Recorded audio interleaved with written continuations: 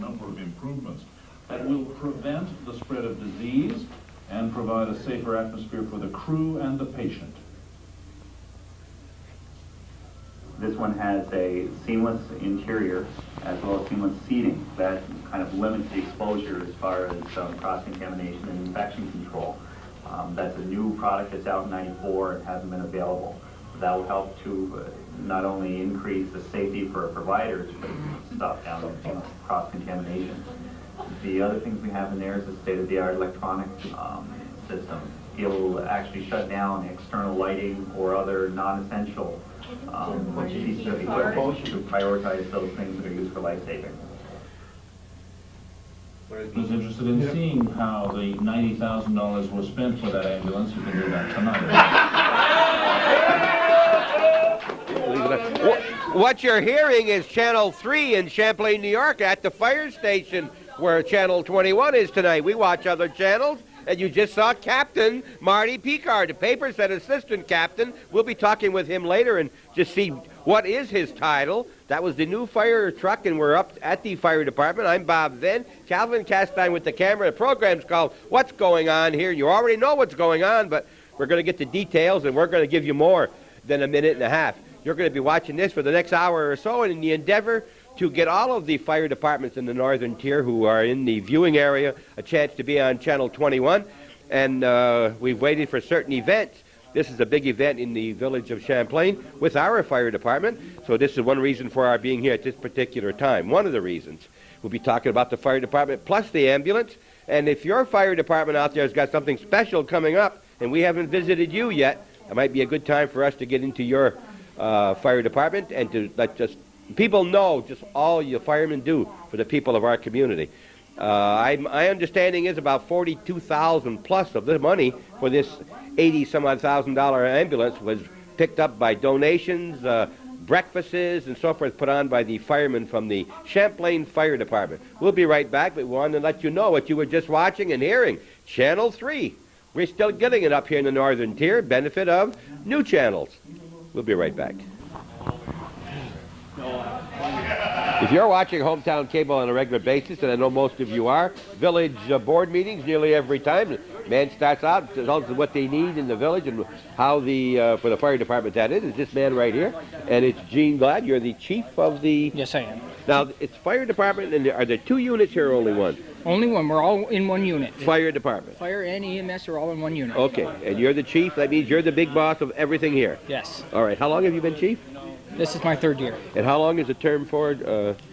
We re-elect every year. Every year? Okay. And how many firemen does Champlain have? Right now we have 43 members.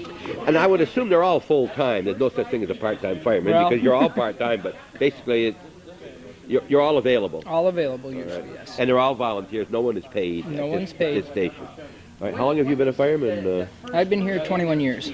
You have been? That's what I want to know. Does this man look old enough to have been here 21 years? You got to be at least 18, don't you? Yes, you do. Well, you nearly gave his age away right there. Yeah, you also. I'm 36. But you're not the only one in your family here, are you? No, my son is also here, and my sister is here. Okay, so there's three of you here. And are we talking older members, or do you have a lot of new, younger members? Like Rouse's Point has an awful lot of young members. Right now we're starting to get quite a few young members in. Is there a total that you cannot exceed, or do you want all you can get? The highest we can go is 55 members. Who determines that?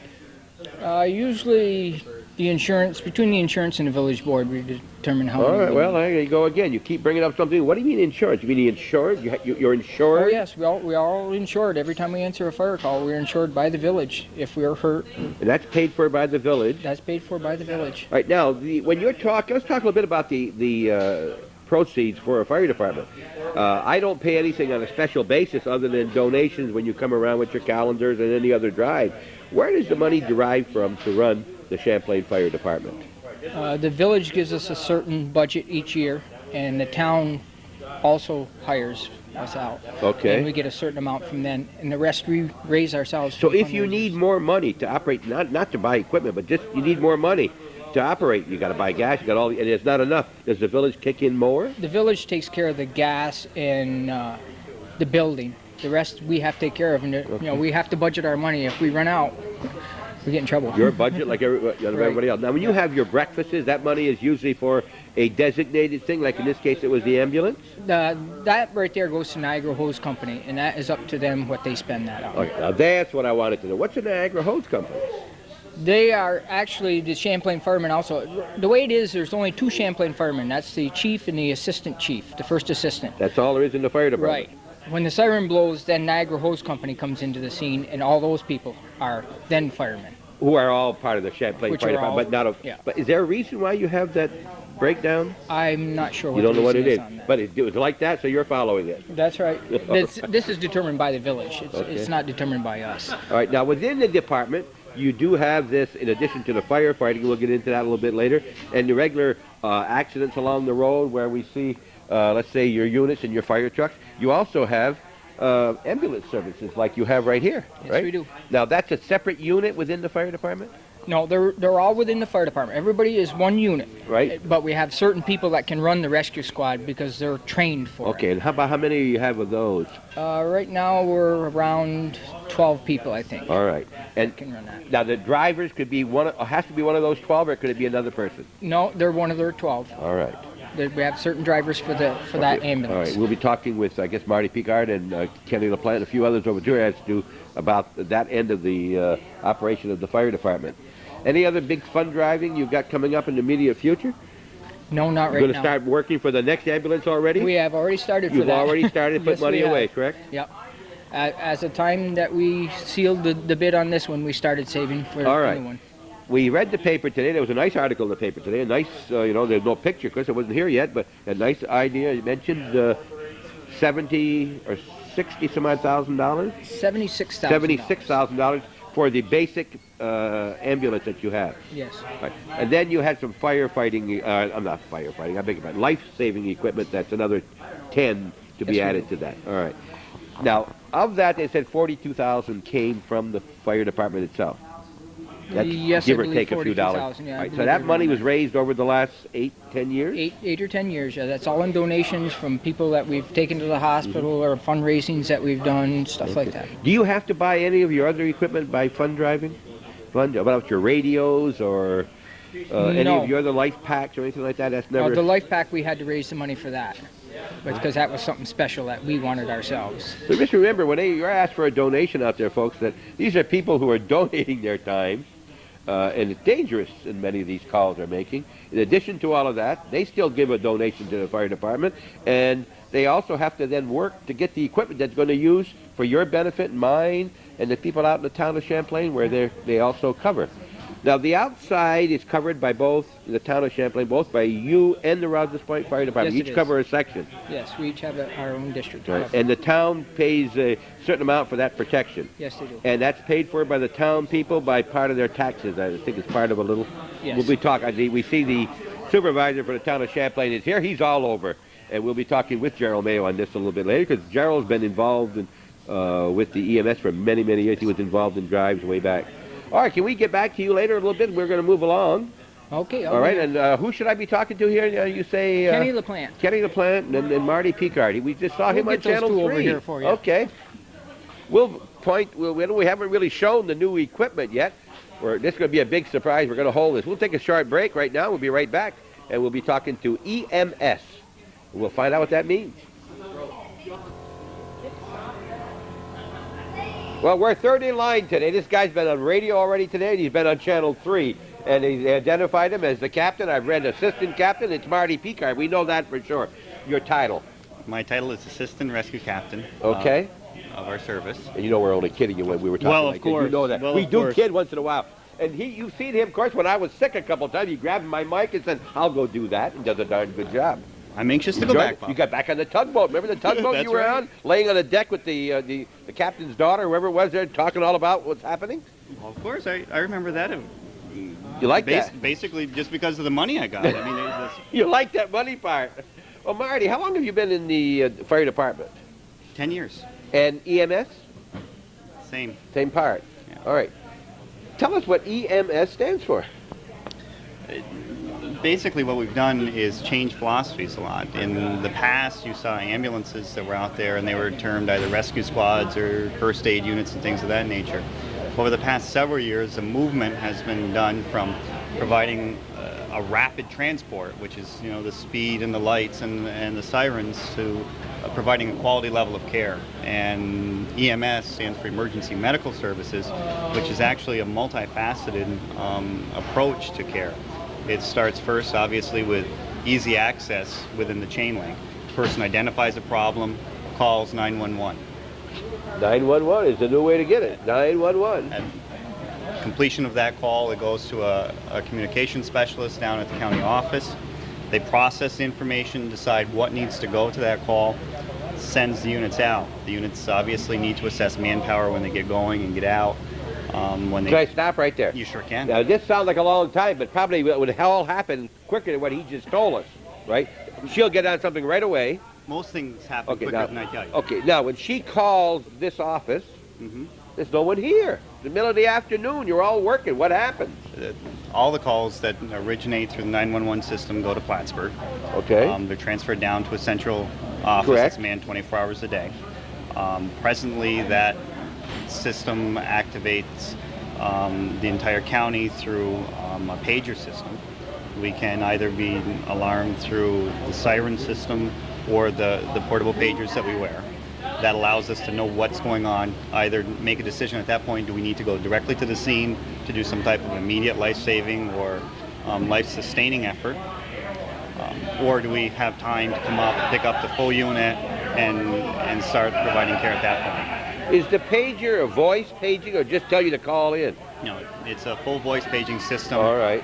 Additionally, during the first several minutes of a call, the communication specialist will oftentimes tone us out 2 or 3 times, giving us additional bits of information that they've gleaned from the caller once they've toned us out. Again, not to delay our response, but to get us out rapidly and then to glean more information from them. So it's really a multi-phase approach. Now, we were told by the fire chief that you have about 12 people who are qualified in the EMS. Now, you're not all working in Champlain. Let's say 6 of you are working within the village. Are you on duty? 3 of you on duty that day and 3 another day, so you know who's going to answer that call? Sure. You do Sure. that. We have an assigned crew rotation. Again, that crew rotation exists to make sure we have a minimum standard. If in fact people are free at that particular time, then we certainly encourage them to at least identify with the agency and say that yes, we're available. If you need us to respond, and if so, then we just have them come on. In conversation with Rouse's Point, I believe, if I remember, you have to have at least 3 people before you can leave the station with the vehicle? Well, a lot of those policies really are kind of focused on squad-based policies.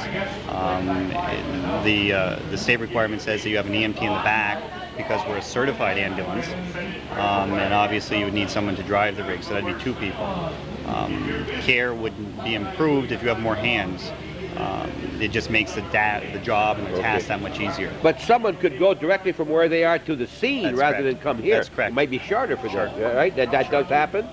Sure, we go to the scene, and again, we'll radio back and tell the unit that we're on the scene. And you would be called anywhere within your contracted area, so to speak, right? You could also be called to Rouse's Point or to Moore's if their unit was already out somewhere? That's correct. We could You also have go a down mutual aid and and mutual aid with that, as well as mutual aid within the entire county and Vermont if in fact necessary. All right, well, where do you and the other EMS get your experience and the technical knowledge you need to do this kind of work? The experience comes back from so many people that actually have been able to show us the ropes throughout the course of the year. The forefathers of this squad, like Ken LaPlante and Ray Freeman and Alan, and of course, naturally, when you start naming people, you forget people. Yes, they are still active too? They're still very active in the service, but I mean, you glean so much just by watching them perform and do their tasks. Additionally, along with that informal education, naturally, everyone needs to attend Clinton Community College at that point, and will either take their CPR class, a EMT class, an advanced EMT class. Then when that's completed, then we have certain requirements within this county that say that if in fact you're going to function at certain levels, then you need to have an ability to come on and do continuing education. These education courses, are they, you have to pay for those courses? We have to pay for them. The reason we have to pay for them right now is several years ago we had no EMTs basically in the North Country. We realized that we were very low. At that point, we made a big push and had a lot of people become certified as EMTs.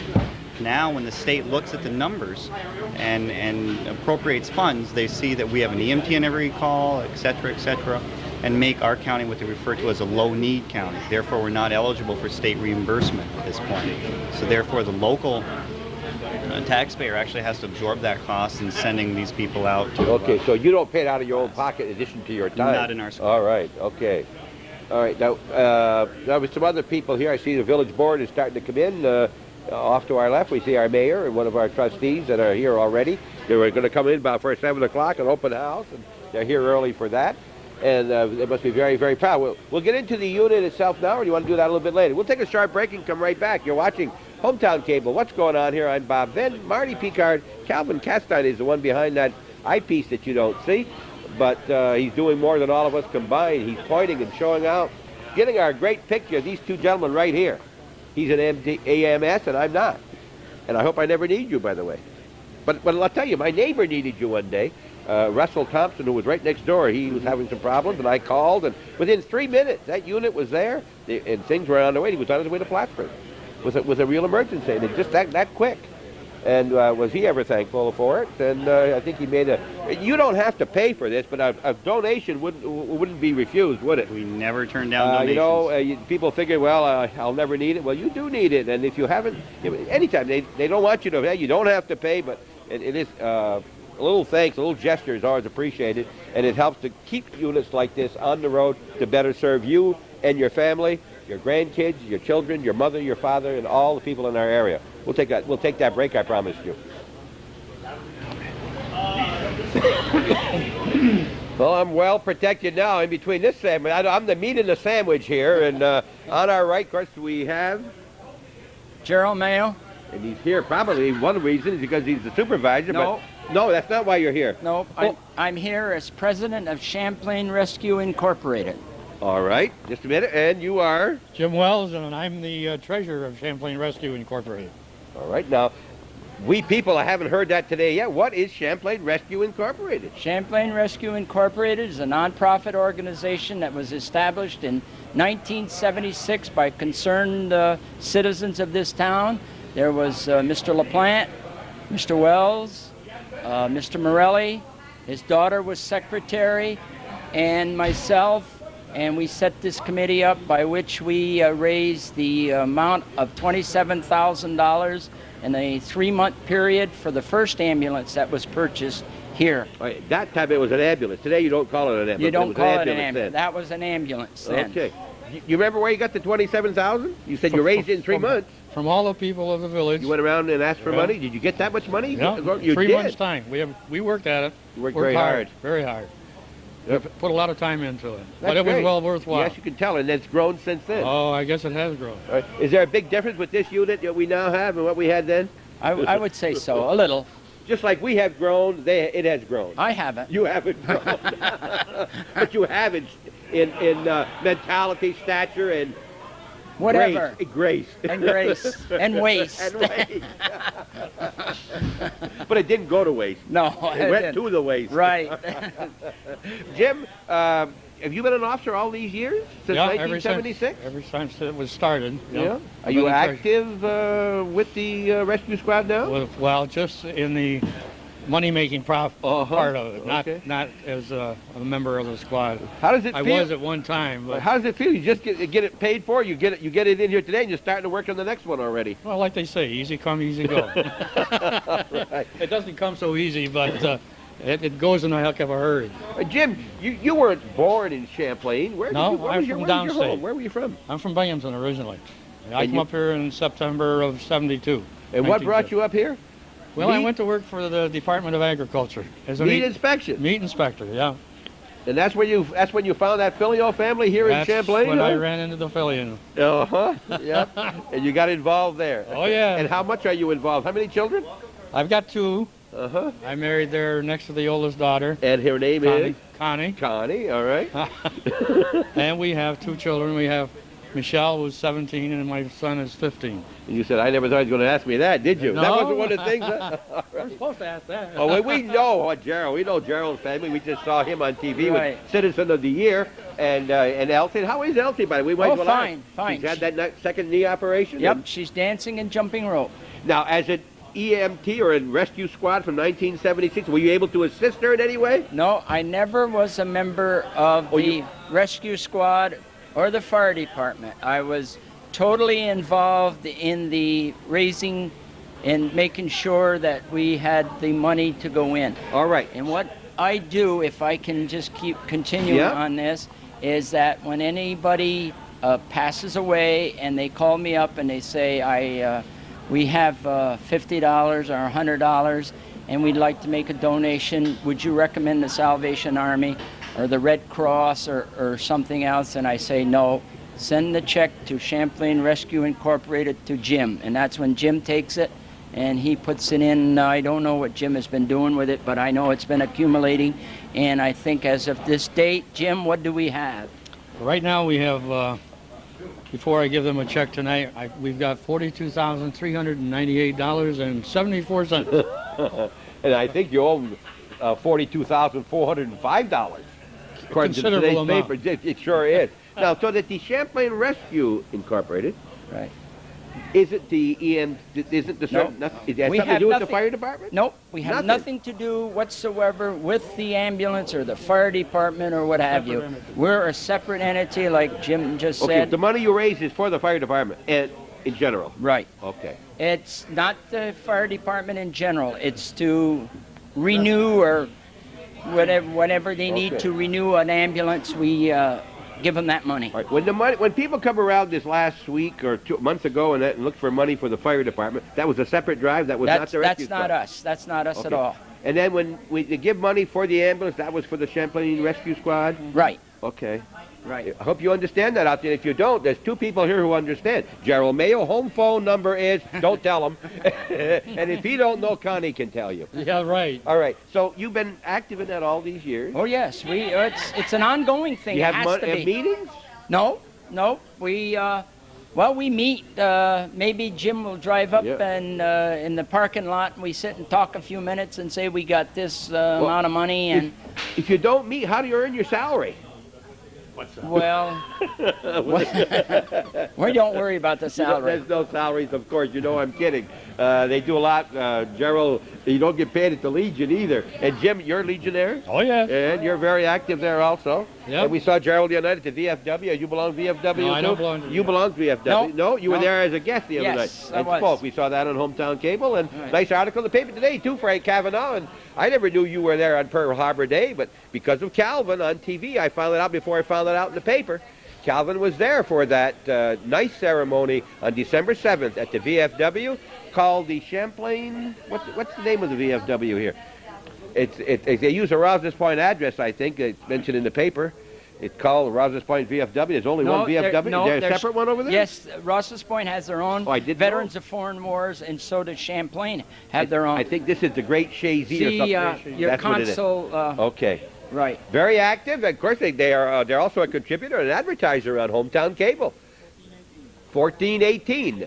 Now we're getting into some ages of some of these people. The year they were born, Calvin or something. Of course, we know we see the what's the leader called? He's not the president, chairman. Commander DeMars. Donald DeMars. Donald DeMars. We see him on TV and challenging you other people out there to become an advertiser or a patron on Hometown Cable. We'll be right back. We're talking to Champlain Rescue Incorporated. Right. President? Yes. Treasurer. When you stand between the president and the treasurer, you can't go too far wrong. I hate to get out of the picture, but I'm not in this one because that picture you're looking at right there being taken by Calvin Castine is nearly a replica of a picture taken in 1976 when the first ambulance arrived. Those same 3 people were on the front of the North Countryman when young Mr. Castine was a an employee and a picture taker and article writer for the North Countryman over the years. All right, well, Kenny, you've stepped into here. Hi, you want to get in here with us? Come on in here. We got somebody new. Hi, what's your name? Aaron. Well, Aaron who? Connor. Connor, Aaron Connor. You know why are you here? Who are you here with? Dad. Dad, and he's a trustee in the village? Yeah. Yeah, Chuck. Yeah, he's here, huh? He didn't come over, but he sent you over, did he? What are you drinking? I don't know. You don't know. Is it good? Yeah. Good. All right. All right. Kenny, you've been here since the beginning with Champlain Rescue? Yes, I have. What were you an officer back there in 19? Well, I'm not sure if I was or not, but maybe I was. Okay, now in addition to that, you're also one of the EMS, which they are not active as such. That's right. But you are wear all kinds of hats. Yes, yes. I was also actively involved in Champlain Rescue Incorporated. Gerald was the president back then. Okay. Jim was the secretary or the treasurer. Okay. And Mary Morelli. I don't know if I mentioned his name, but you people who, I don't know why you wouldn't know, but Kenneth LaPlante. When we think of that, we think of Champlain Laundry, of course, and the LaPlantes, and you LaPlantes out there on the LaPlante Road in just outside of West Chazy. Yes, that's the same family, right out there. And all right, you've been in how long a fireman? Oh, 40 some odd years. Ooh. 40 some odd years. He was young. Yeah, he was very young. Yeah. And we've already found out you got to be at least 18, Ken, to get in. That's right. That's when I got in. When I was 18. So you figure it out. You couldn't be an EMS or work on an ambulance before 1976. That's when you got your first one. We didn't have an ambulance back in that time. But did you do any of those functions at all when you went out with not really. Not as such, locally, huh? Yeah. So would you say that you're the most experienced with time in EMS? Well, time-wise, yes. Time-wise. We've got a lot of people that have gone on and gotten furthered their education. I don't know what More than you have? Oh, yes. We have Marty, who's gone on to become a nurse. Mm-hmm. We have Alan Perrier, who's in his last year in nursing. We have Ray Freeman, who's gone on to become a nurse. You think this had something to do with it, coming here? They found it interesting? Oh, I think that they the have, idea? yes. I think they have. They like emergency room nursing, and they went on and became nurses. You know, It's a good way of life. in my inexperience and an unknowledgeable way, I tried to commend the EMS so much that we are so fortunate here along the northern tier. I know at least 3 communities right here. I don't know the others, but Rouse's Point, Champlain, and Morris have great, and I'm sure Chazy has. I don't know to what extent. I don't know them as well down there. But we are well protected. You people out there have no idea. And when, as I mentioned before, when they come to you and say, can you contribute a little bit? If you can't say it, at least give them the money, right? You don't have to say it, as long as you give the money a little bit. I think those are the people we have to thank. Yes. Because Champlain Rescue Incorporated is made up of all the people that have contributed, really. And it's $42,000 that's returned over this time, over an 8-year period. So $42,398.74. And that's a lot of it sure is a lot of money, a lot of work, yes. A lot of memorials in there for a lot of fine people, and I think those people deserve the thanks, as well as the taxpayers that had to come up with some money because ambulances have gotten more expensive, training has gotten more expensive. Now, hopefully, when the New York State session is in, they're going to pass our funding bill this time around, so that EMS will be funded again, and it doesn't come out of the local taxpayer. Kenny, let's say last month, well, up until today, you were using your Champlain Rescue Squad before, had the same people. Now you got this starting tomorrow. Mm-hmm. How much improved or how much safer are the people in our area than they were a week ago because of what you have here? Well, only in the safetiness of the new vehicle, and we're going to have a couple of more advanced pieces of equipment. But the people are what make the difference. It's not really the equipment. Okay, that's what I was wondering. The people are still there. Yeah, people make the difference. Not only people, devoted people, devoted, knowledgeable people. Mm-hmm. And there's always how many available?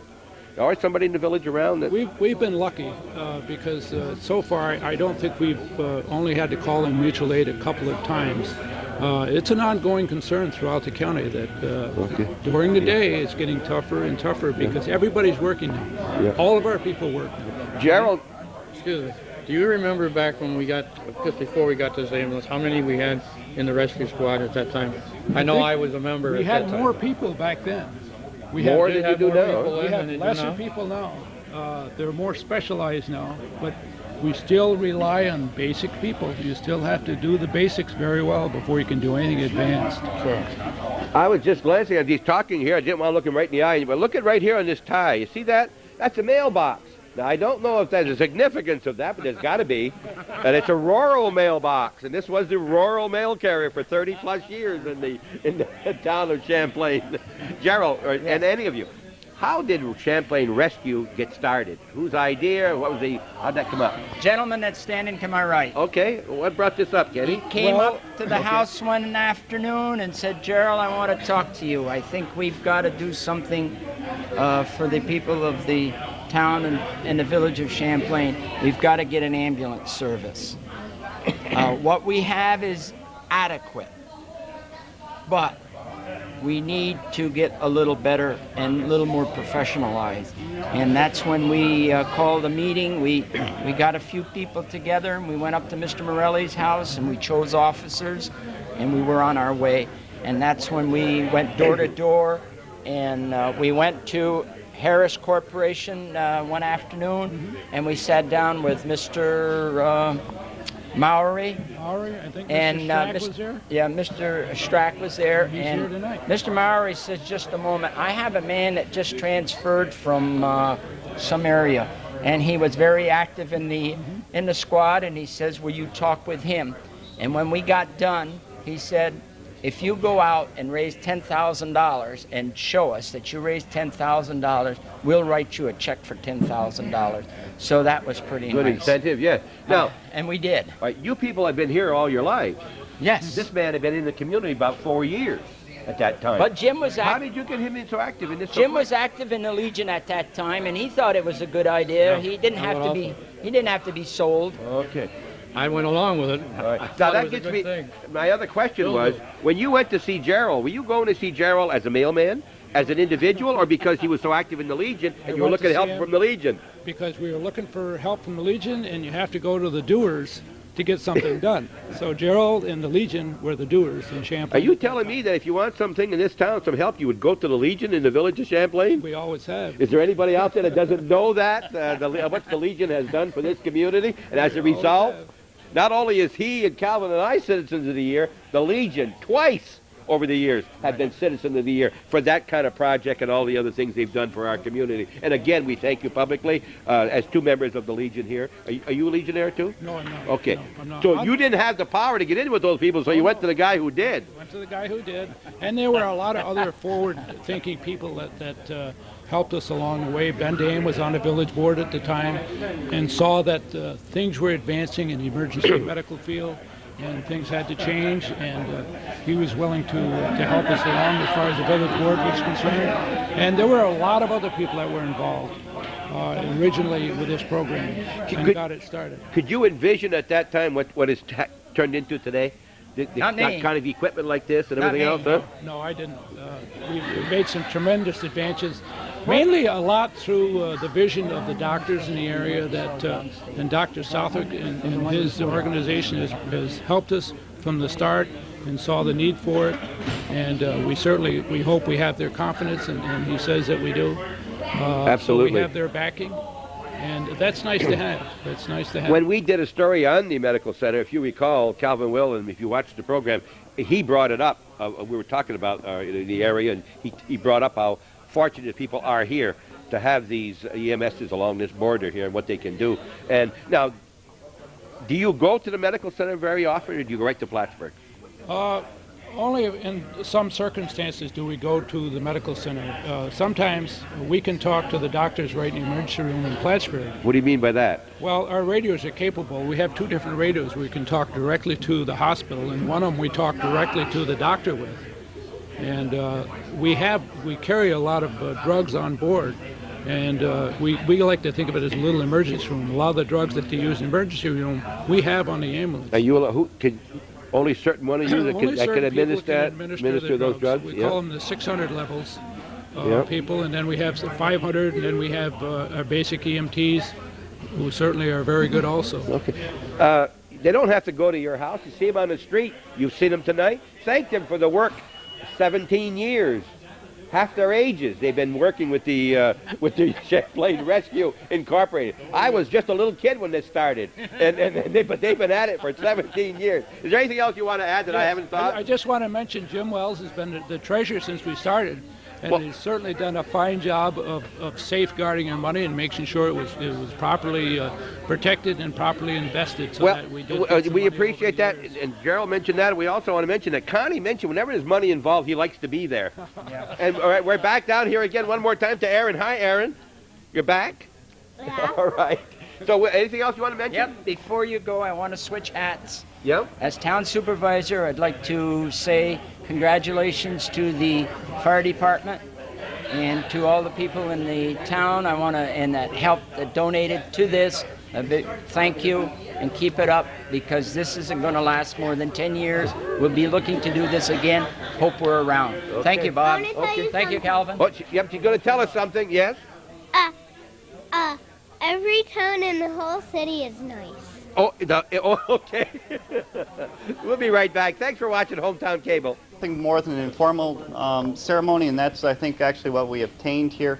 We want to welcome you all here to see our new ambulance. The effort certainly was put by all of you, and it's remarkable to think that we were able to get this much money in this amount of time and be able to put this unit in service tonight.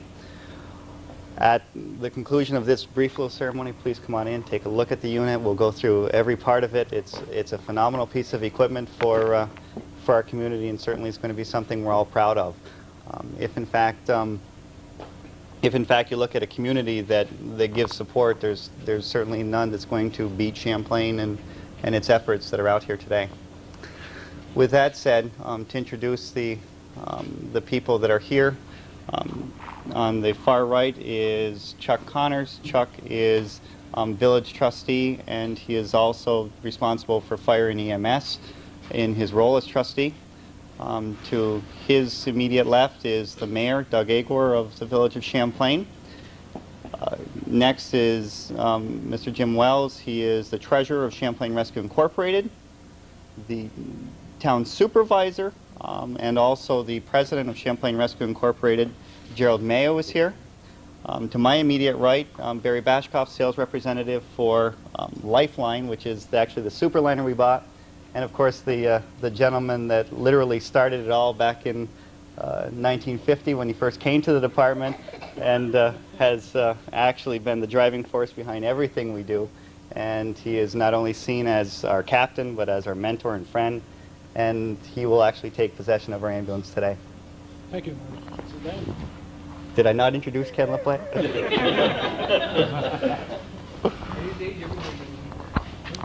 That's Well, at this time, I'd like to present to the mayor of Champlain a check for $31,505.75, which is a donation from Champlain Rescue Incorporated, also all the members of the fire department and all the people of the community of Champlain. And we thank you, Mr. Mayor, and thank you again. We hope we can do this again. The village certainly gratefully accepts this check and certainly wants to acknowledge all the hard work that's gone into this fundraising over a period of years. And we're very pleased that we were able to make up the difference and get this fine piece of equipment that we have here. And I think I'd like this time to have Chuck Connor as our fire liaison, and who's done an awful lot of work with the rescue squad to get this truck to present the check to actually pay for the vehicle. Okay. On behalf of the village of Champlain, present you with a check for our new ambulance, and thank everybody here that has served on the department and the village board, and also the incorporation of Champlain Rescue to make this day possible. Thank you. Thank you.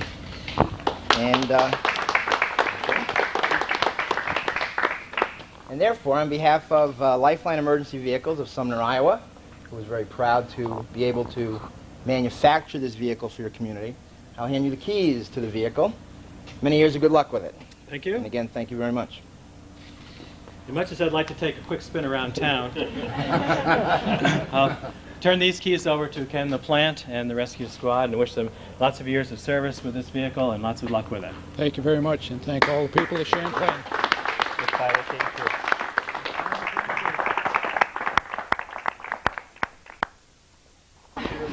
what? Okay, now that the keys have been handed over, the money's been paid, and the treasury's down to zero again, we're going to move along and see who came tonight. Your name? Chuck Connor, And village trustee. Trustee for how long? About a year and a half. You've been a year and a half. That's right. Okay, and Doug Aguilar, Mayor of Champlain. you've been on the board how long? I've been on the board 6 years now. And mayor for the last? Mayor for the last 2. Okay, and Janice Dawson, clerk treasurer, of the village Champlain for how long? 14. Okay, you see her on TV too. Doug Young, village trustee for a little over a year. Okay, and the very newest right here is? Carol Stone. And you said, do I have to be on? And I said, yes, you've got to be on. And here I am. Here you are. You've been appointed for, how long will you be on before you have to run? March 31st, March 31st? I believe is the date. And I heard the other night that you're going to try it and see if you'll like it before you decide what you're going to do in the spring. Is that right? That's right. That's Well, right. I'm committed until March 31st, and then we'll see. I'll decide then. Okay. Well, thank you for being willing to serve on the board. It's a thankless job sometimes, as you probably know. But I'm sure you'll do a great job, and maybe you'll decide to do it, and then you're representing me, and represent me well now, Carol, all right? I will try my hardest. All right. I was very pleased to see you abstain for a couple votes. I said, that's great, because you didn't know what they were talking about. Excellent choice. That was great. If you'd have voted for it, I said, no, she didn't know what she was voting for. Your abstention was very, very good. It was noted. All right. Okay. All right, anything else you want to tell me here, Mayor? Tell us a little bit here about this whole situation. When did you first get involved with this ambulance? The village got involved probably, last fall when the Champlain Rescue came and requested a very nice presentation put on by Marty Picard and the officers of the squad, and requested funds that they had been doing fundraising for a number of years, and we definitely had a need for an ambulance, and the funds just didn't match the cost. So they came and requested some help from the village. Did the village have to approve what they picked?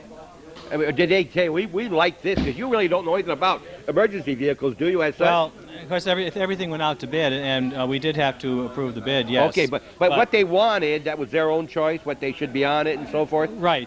They drew up the specs, and Chuck worked along with them. Okay, you were there.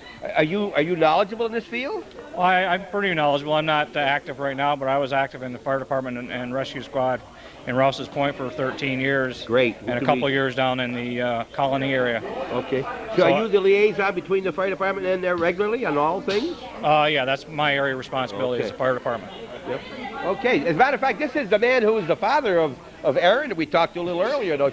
Now, it's too bad that you're so shy, Aaron, I'll tell you. But do you help your dad with the village business? Yes. Huh? Do you tell him how to vote and things like that? Yeah. Good. Okay. Thank you. Anything else now? What'll happen now? You've given all the money. It's all, but you paid it all. Then you got the check, and you're going to deposit that check in your account now. Is that the way it works? Right. The village actually paid for the vehicle, and you take the donation from the rescue squad, Okay. and that goes into our account. I noticed that you were giving him an envelope without giving him that check you just got, so I assumed it was full amount. It was full amount. Full amount. All right. I'm sure they wouldn't leave town without leaving us the ambulance if it weren't. Okay, you know, there's not much that's happening in the village that's public knowledge that we don't already know because of Calvin and Hometown Cable. And let me ask anybody, does it bother anybody, that camera in the village office? I don't think it bothers us. I think you get used to it, and you try and just ignore it, that it's not even there, and try and carry on your regular business. Okay, but it's good that we know what's happening without going to the meetings, you know? Sure. I can assure you that a lot of people watch those meetings. I hear about it all the time. I heard this morning from some of my students about it. You do? Well, that's great. That's what it's there for. And so we've got students who are listening to local politics, and that's a good sign, too. That's very good. And Doug, now Doug is, you may not see Doug at work because Doug is a Shazy boy to a certain extent. You're a teacher at Shazy? Yes. I've been teaching there 21 years. Okay, now, have you ever been in the village board anywhere else before in village politics? No, this is my first experience in local politics. Now, I could ask if you're enjoying it. You can't say no, the mayor's right there, so I won't ask you that question. Whether he's there or not probably wouldn't change my answer. What's your answer? I am enjoying it. You are enjoying it. I think it's a very dynamic time in the history of our village. There's a lot going on, and I'm glad to be able to have some input in it. In all that's happening. Some pretty dynamic and precedent-setting things are happening with the cooperation between the town and the village. The last 4 years, more here development. than the last 100, I think, with all the construction, the streets, the water, the sewer, and all the other things that are being built up around us, no question about it. And heard your report about the industrial park. I think it was your report the other night about the industrial park and about someone wasn't ready to build or something wasn't ready to commit. Yeah. Right, well, we appreciate seeing that, and we thank you, Calvin Castine, for that, and Sam and whoever is there taking the meetings. And you ever get any calls from people saying you should go the other way, or what? Get comments? You ever get comments from people saying, "I wish you'd do this"? I think probably more before the fact, inquiring what's going on, and people will give me some information beforehand. I did have a neighbor discussing last Monday night's meeting that they saw yesterday on TV. Good. You know, he gets you on pretty quick, doesn't he? Oh, yes, and I think people are used to that. We meet Monday, they're used to seeing Tuesday and Wednesday, depending on how long the meeting is and how it's divided. All right. Anything else anybody want to... Anything you want to tell me, Janice? No, I don't think so. Just get the heck out of here with that camera.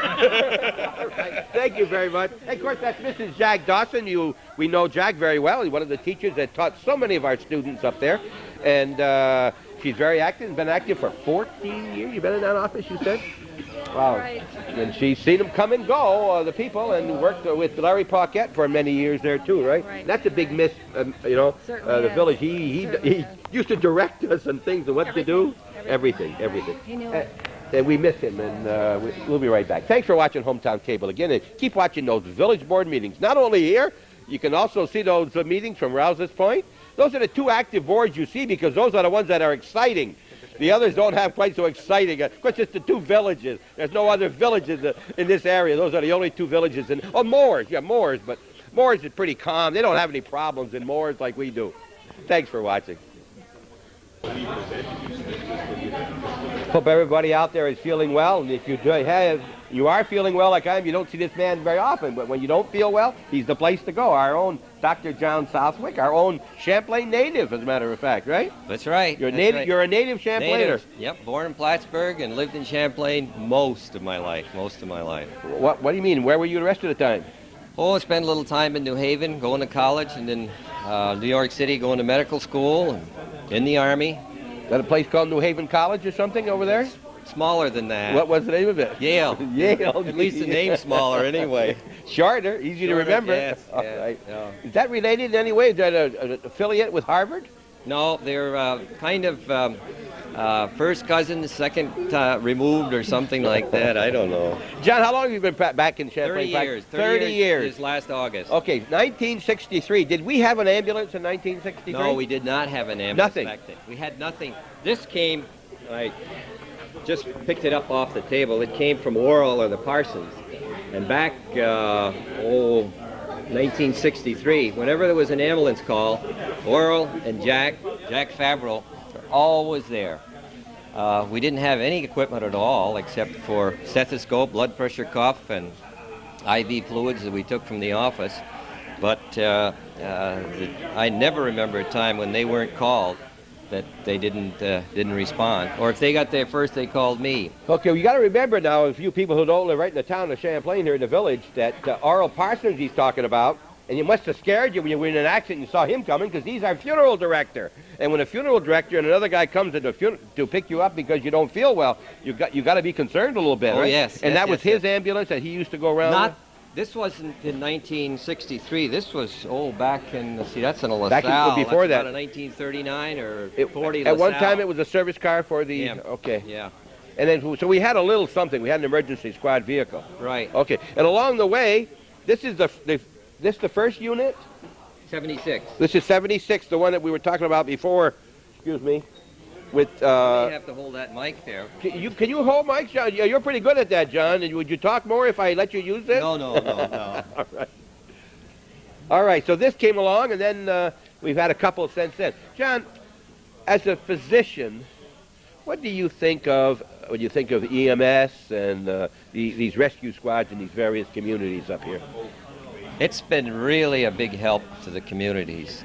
Most of the time, the ambulance crew, the emergency medical technicians can do sometimes even more than we can in taking care of an acute problem, whether it's a heart problem or a bleeding problem.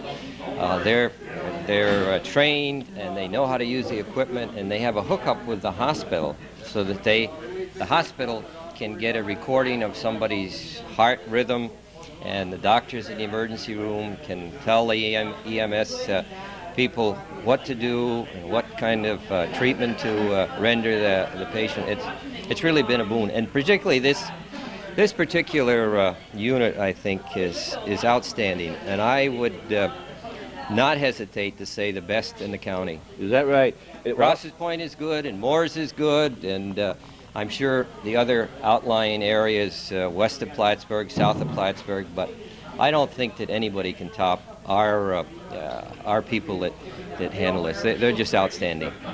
We know there's no relationship between a unit like this and the medical center as far as other than you're both treating people, but you could pretty much consider this an extension of the medical center on wheels.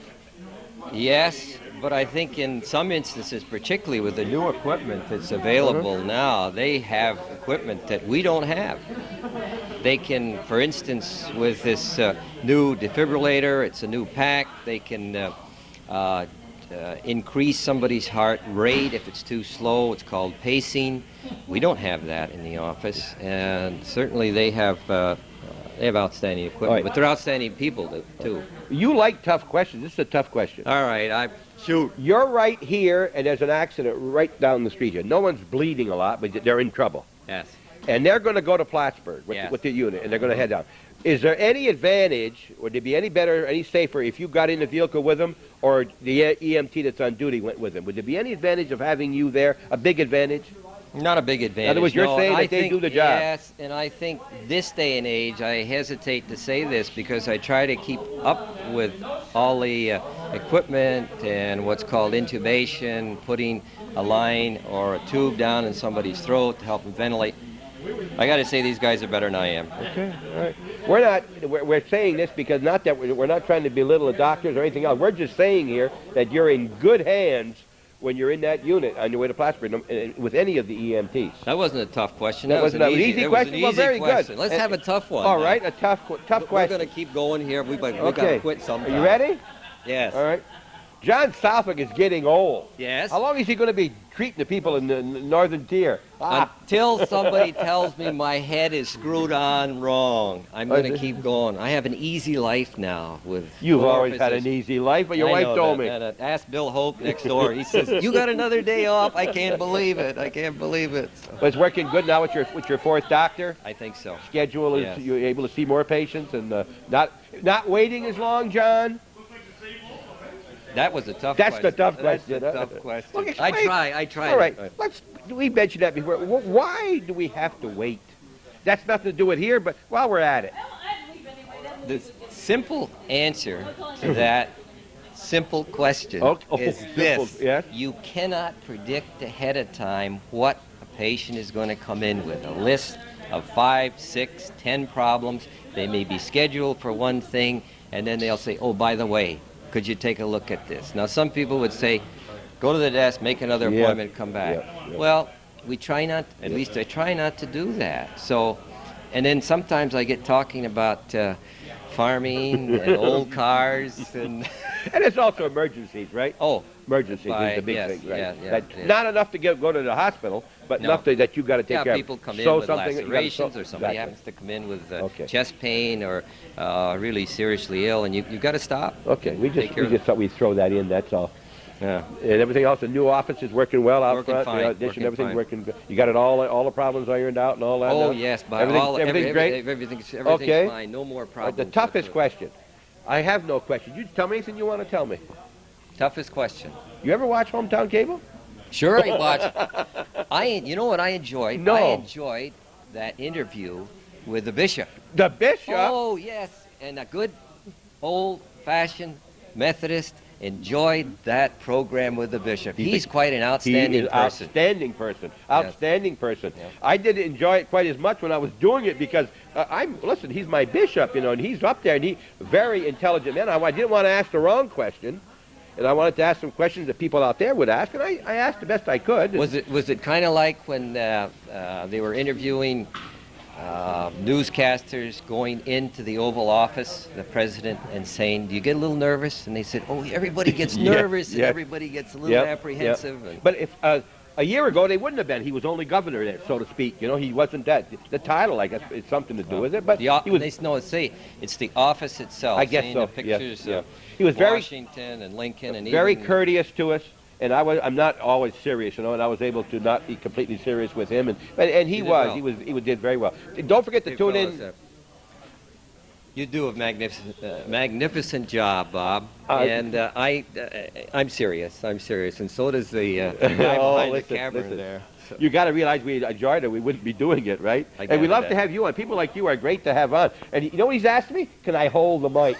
He wants to hold the mic again. No, you want to hold the mic here? No. It's like an ice cream cone, John. It's all it is. All right, enough's enough. If you want to see John when he's not at work, go to one of the basketball games. He's at the basketball games a lot. I haven't gotten to one this year, but I'm going. You've got to go there in case someone gets hurt.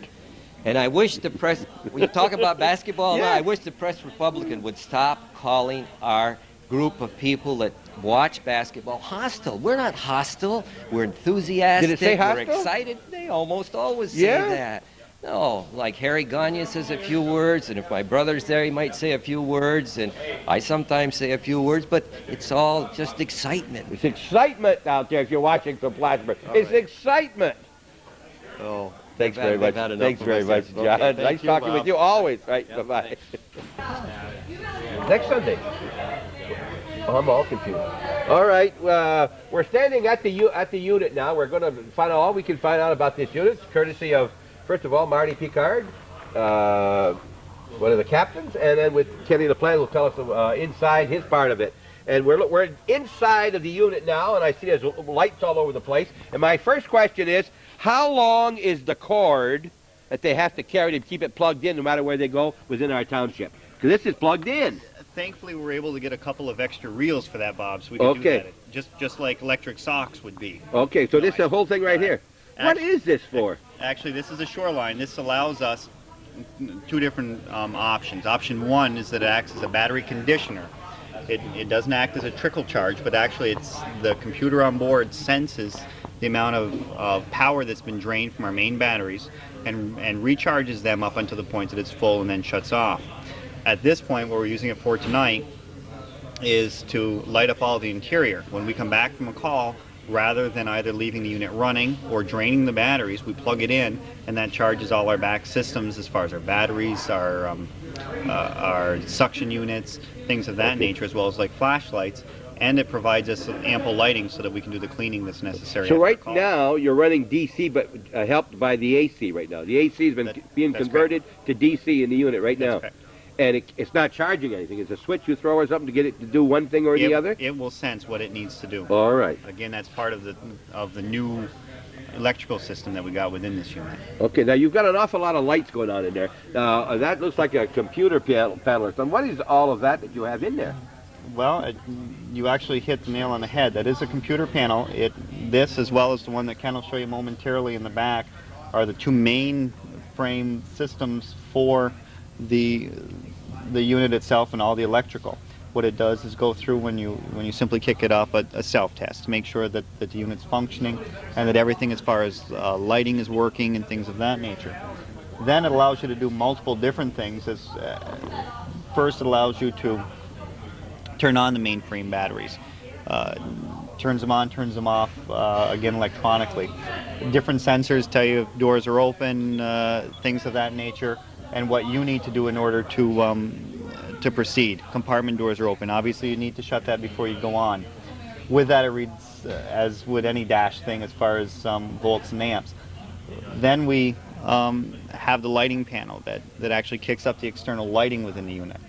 Different in this, up until this point, I think any ambulance would have. At this point, this kind of varies a little bit. If we're at a scene and we've got all the lights on outside, scene support lights, all the cabinets have their lights on, and we're demanding stuff for patient care. The patient care area is demanding too much electricity. First, it kicks the engine up. Higher idle, kind of puts a little more power out. If it can't do it. If the system starts to realize that it's draining power, then the computer, through a series of things that we've told it, shuts off lights on the outside of the unit to prioritize patient care. And it's preset for that. It's preset for that. Okay. Again, we gave a scheme as to first it shuts off compartment lights, Then it shuts off the main bar light, then it shuts off headlights only when the unit's in park. And it will continue to shut off lights until the ambulance in the back or the attendants in the back have the power they need. I like the part about only when it's in park. That was not That's when you're not- driving down no, the road that needs power. Okay, No. yes.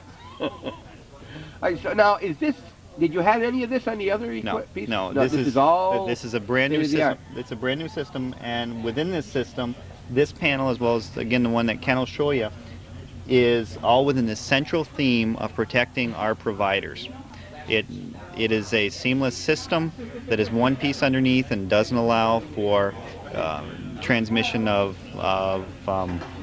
contaminants from one provider to another during a scene, or obviously from provider to patient or patient to the unit. Is it logical to assume that a lot of that $76,000 is right in that unit right there? Well, a fair portion of that is You can buy this without that panel? You can buy it without that Okay, panel. so it's something. That is correct. Is there anything you could have bought for this that you didn't? Well, there are things that you can buy for this ambulance that we didn't necessarily seem necessary. You can get chrome tires. You can, lights, bells, and whistles. On the provision of care, we simply won't compromise. Okay, so you've got everything for That's care. correct. All right. For provision of care, it's just a motto. We Okay. won't compromise. This is built on a Ford chassis. It's built on a Ford 350 chassis. It's a diesel engine. Again, our old one was gas. Did you have a choice of diesel or gas? At this point, the trend is all towards diesel. Diesel, all right. Yeah. All right, and it's inside most of the time. 95% of the time It's inside, and if it would be outside, it'd be running. So. Okay. All right. Anything else we should know in this? And then of course, there's an opening from inside to go directly into the back unit. There's a doorway right there that can close too, I assume. It can close for privacy. Slides. You can have some privacy back there or whatever. Anything else you should know? You usually ride. You and somebody on the other side, or two people here would be a driver and one. Yeah, I normally don't drive. Whoever's driving right. has an extra person in front. That to go to a call. To go to a call, then they get correct. in the back with That's the correct. patient. The first person on the passenger side would assist in locating the house numbers, contacting our control panel, trying to get more information back, and kind of planning what the scene's going to be handled. Let's when we get mention there. that just a minute. House numbers. Now, a lot of people haven't changed their numbers yet. We realize that every time we go to a call. Okay, well, maybe we ought to mention to people out there that you don't forget to get those new numbers. I have one of my houses up here does not have a number yet because they didn't have those particular numbers. I've been noticed waiting that, Bob. for the fire department to get noticed the you didn't numbers. have Okay, but I really want to do that too because that's where my youngest grandchildren are, and I want to do something with that. All right, and what's the maximum you would carry here for EMT people? Say if 8 people showed up, you wouldn't take them all. No, we wouldn't take them all, and again, we kind of try to adjust the amount of providers for the patient. Okay. We want to make sure that it's a safe level of care.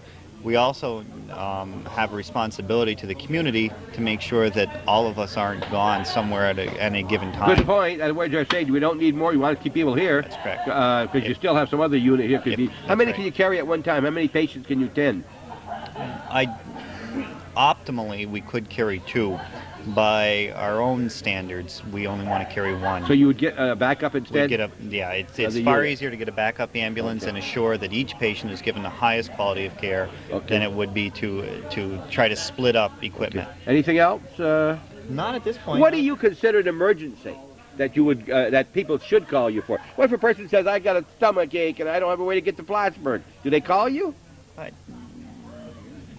They certainly, have the option of calling us. We'll never refuse to go to any call anywhere within our district. We'll certainly go out and kind of either help them with the situation if, in fact, it's a minor a cut or something of that nature that appears worse than it is, and we can make a decision at that point that's safe to transport by other means. We can discuss that with the family. If in fact the family feel that it's okay, once the situation was explained that they can transport privately, then obviously that allows this unit to stay within our area. That's what I mean. But when this is gone, bringing somebody that may not be necessary, That's correct. somebody else that needs it won't have it. That's correct. How many calls did it make, let's say, last year? Any idea?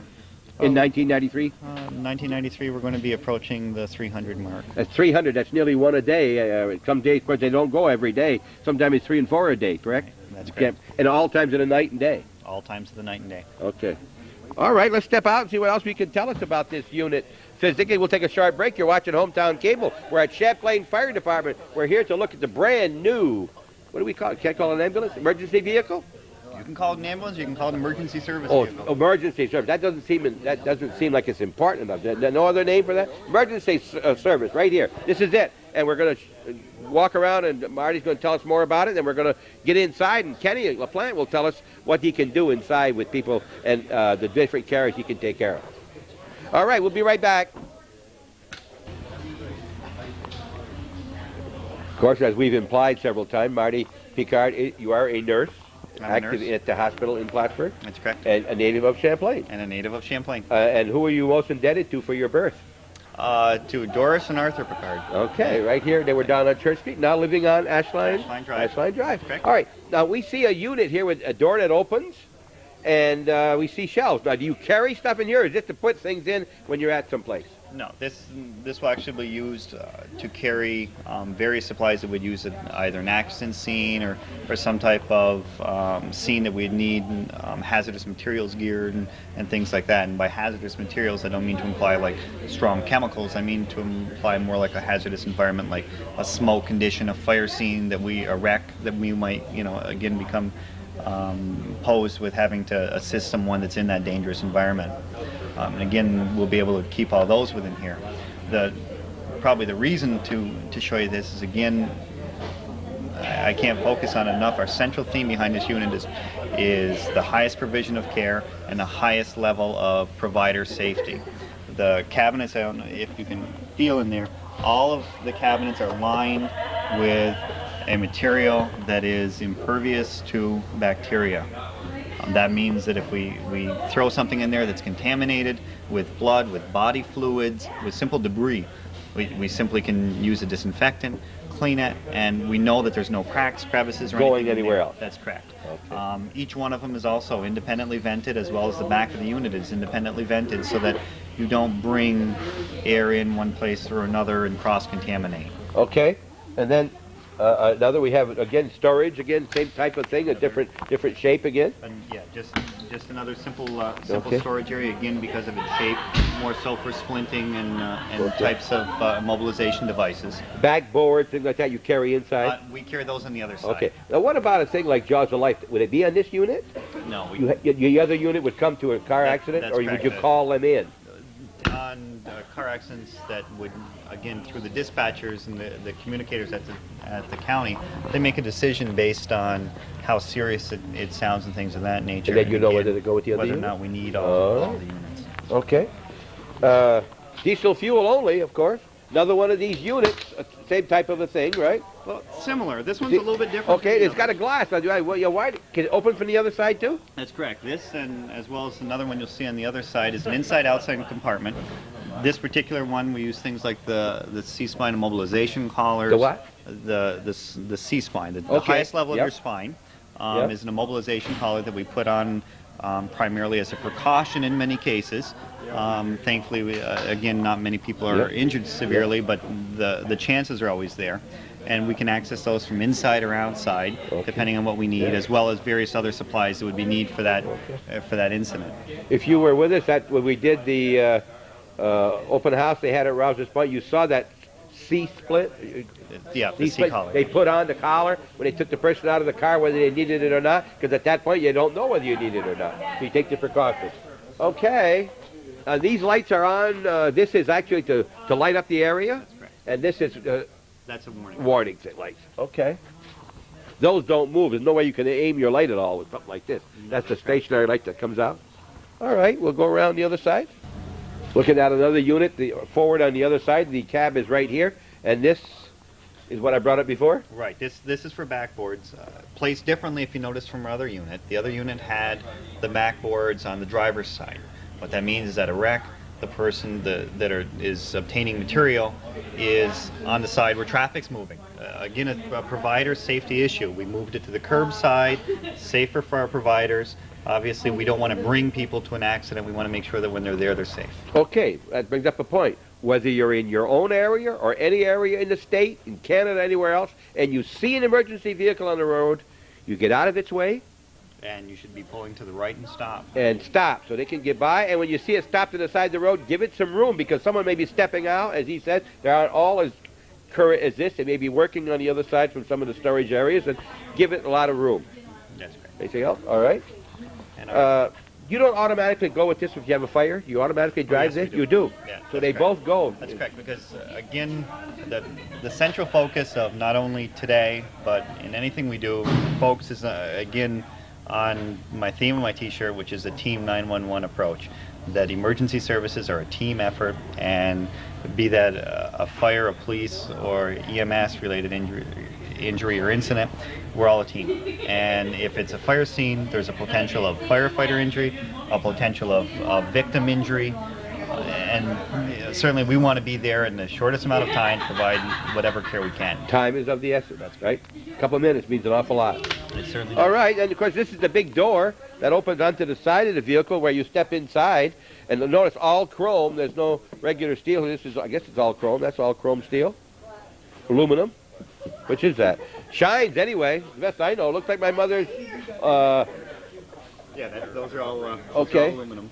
All aluminum in here. And as you step inside, they got some. We're going to talk to Kenny and say, "Yeah, you can tell us what. Who is this gentleman right here? Come here, Lifeline." I thought you were cute. I thought you wanted cute. Okay, now wait a minute. Now listen. Now wait. Why is this guy famous tonight? Why is he the most important person right now? He's got the money. I got the check. He's got the check, and he didn't leave right after he got it. He's hanging around. That's right. You going to make sure it works for a month or so before you go home? No, I'm gonna go home. I know it works, but they know they can contact me. Marty's got my phone number committed to memory, and Well, I didn't commit your name to memory, so tell us that again. My name's Barry Bashkoff, and Okay. I'm the East Coast representative for Lifeline Emergency Vehicles out of Sumner, Iowa. Okay, and you live where? I live in Clifton Park, New York, just outside Albany. Yes, yes. And we're pretty excited about this. Now, wait, Very nice do animal. you come to them as a lead, or do they come to you? When they're looking Actually, for I met their assistant chief, Chris, at a firemen's conference last June. And we had some vehicles on display, and we had a vehicle similar to this one on display. And Chris and I talked for a while, and then he suggested I come up here. And I came up sometime in July, the first time. We sat down and we talked about the vehicle, and we talked about things that were available. And after that, I was asked to come back again, and I came back probably in August. And at that point, they had been looking at other vehicles, and the village went out to bid sometime in September, and we submitted a bid on the items that they requested and the way they wanted it built and the certain features that they needed in a vehicle. And then sometime late in September, I believe we were awarded the bid. Tough question. You're telling me that you're not the only one in the United States that builds things like this? No, there's 44 ambulance manufacturers. 44. Now, can you all make the same one? Otherwise, how do you bid and get the same thing? We're all using similar materials, and we're all buying add-on things from similar manufacturers. Basically, what makes this day ambulance different than the other 43 manufacturers are probably 8 or 9 construction type points. Anybody can paint it blue, and anybody can put a red light on the front of it. Yep. And the part that we need to stress, which we did with this committee because they were willing to listen, was we showed them some drawings of what the structure of the vehicle is. We showed them some still photographs of what it looks like without the fancy paint on it. And from a construction point of view, we have probably 8 things that we're pretty impressed with. Our floor is a double aluminum floor that nobody else in the industry uses. And we think it's very important. Obviously, so did this committee. The aluminum that we build with is built on 10-inch centers. We have 2x2 construction all the way around the truck. It's 100% aluminum structure with 100% aluminum skin. It's a 2x2 construction on 10-inch centers, which means on this particular vehicle, it's 164 inches long. We have 4 or 5 more support members than the competition does. We use a 2x4 construction in front of the wheel well and behind the wheel well to strengthen up the vehicle. We use a 3.5-inch radius corner. There's other items I could keep going, but it's there's 8 or 9 major things. And if a squad such as Champlain feels those are important from a safety issue and from a longevity issue, and that's why we come out on top. They don't go in and pick this off the showroom. This is built for us? This was built for them us. from and how scratch. long did it take? This one actually took us about 45 days to build, but... You had to wait to get in line to start building? No, we had to wait to get the chassis. This is a brand new chassis that came out middle of October. Okay. So the vehicle probably should have been here the middle of November, but because there were other people in front of them waiting for the 94s, the vehicle showed up middle of December. Thank you, Red. And it gave me the impression when we started talking that you weren't prepared. You didn't know that. God, you don't stop. You know your product, I right? like selling. I've been selling ambulances for 15 years. This is the third different manufacturer I've worked for. I love this manufacturer. Does I forget the name of the park? Clifton Park, New York. Clifton Park have one of your units? 2 of them. Oh, good. That's a good omen right there. 2 of them. Right. If you can sell your hometown, you can sell anybody. You say, right? Thank you very much for talking to us. Have a good trip home. Yeah, we're getting ready to leave right now. You leaving tonight? Go back tonight. Go back okay. tonight so I can do some We've more got work. one of our people, of course, from Rouse's Point that lives over there. Herman and Jean Jubert's daughter, I think, live in Clifton Park. And I believe it's Clifton Park. That's just this side of Saratoga? Or the other side of Saratoga? The other side of Saratoga. It's Clifton between Park. Saratoga and Albany. Right, that's it. Okay, thanks for talking with us. Thank you. And you're going to send me a copy of this. You guys do a hell of a job here. This was great. I had a lot of fun tonight. And listen, there's 48 different kinds of these tapes. This happens to be the best one with this tape, and the tape is $15,312. It takes 30 days. We'll be right back. Ordered. I measured them out. I got to get the straps ordered. We're inside of this unit now. We see a very interested person over here, and he's not from Champlain. We better find out who he is. And you are? Steve K. Steve K. There we have KAs in Champlain, but you don't live in Champlain, do you? Not you anymore. Came visiting from Moores? All the way. All the way. And you are chief? That's right. Oh, in Moores. And why are you so interested in this unit? Well, we're always curious to see what the neighborhood gets, and we're in the process of looking at purchasing a new unit. So we're always, looking around, see what's new in the market. Are you like they are here? Have you already started collecting? It takes years. It certainly does. Yes, we have been. The rescue squad has been in the process of raising money for, probably about 5 or 6 years now. Mm-hmm. Yeah. Well, this would be another unit as a backup for you in Moores, just as well as they are here, Absolutely. How old is your unit in Moores, Steve? It's an 85. Oh, okay. So yours, they say 10 years or so. Yours is 8. You're on the way, right? We're on our way, yes. Yeah. Hopefully within another year or two, we'll be looking to replace it. Uh-huh. You realize you're talking money here, huh? Yes. You thinking of a unit of this type, of this caliber?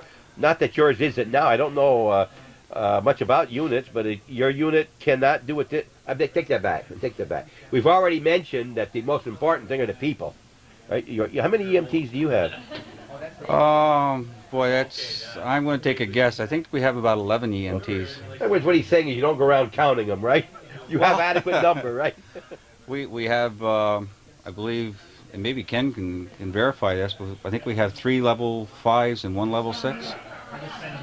Oh, I think you have at least 3 level 6s. Is there 3 level 6s? You may have 5, I'm not sure. I can't remember sometimes. I'm sure you have 3. What do you mean by level 5 and 6, Ken? The 600s are the ones that can defibrillate and use the drugs that we have on board. Oh, okay. Doctor's orders. Okay. Well, we wouldn't talk to you long. Anything else you want to tell me while we're here? What's happening in Moores? Or about the unit here? Champlain's done themselves proud.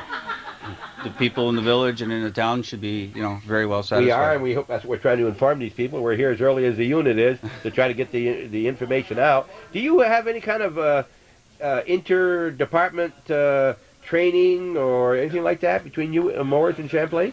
We have occasionally, yes. You do? Yeah. Just among yourself, not at another school someplace. Amongst yourself, you mean? Well, we all go to the same You all go to the same as school. far as EMS is concerned. At the same time. We also do drills and we cover each other. When we have a party and we need coverage, they come down and cover us. When they have their get-togethers, we go up and... I was going to say, you have a what? A party? Well, like a Christmas party. Oh, a Christmas. Okay, once a year. It's the only party you have. We all go away to a banquet or something. Then we'll ask the neighborhood to come in and cover us while we're gone. That's a heck of a time to have a fire, or you need somebody when you're at a party, right? You're right, but we try But that's right. You've got to be covered. Absolutely.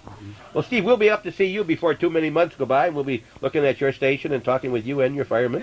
Very good. And Glad to have again, you. I'm sure your people out there appreciate all the time you put in, and then people that know or are close to fire departments realize the number of hours And if they don't know, just ask the wives of these people. They'll tell you how many hours they put in at the fire station. And it's not all card playing.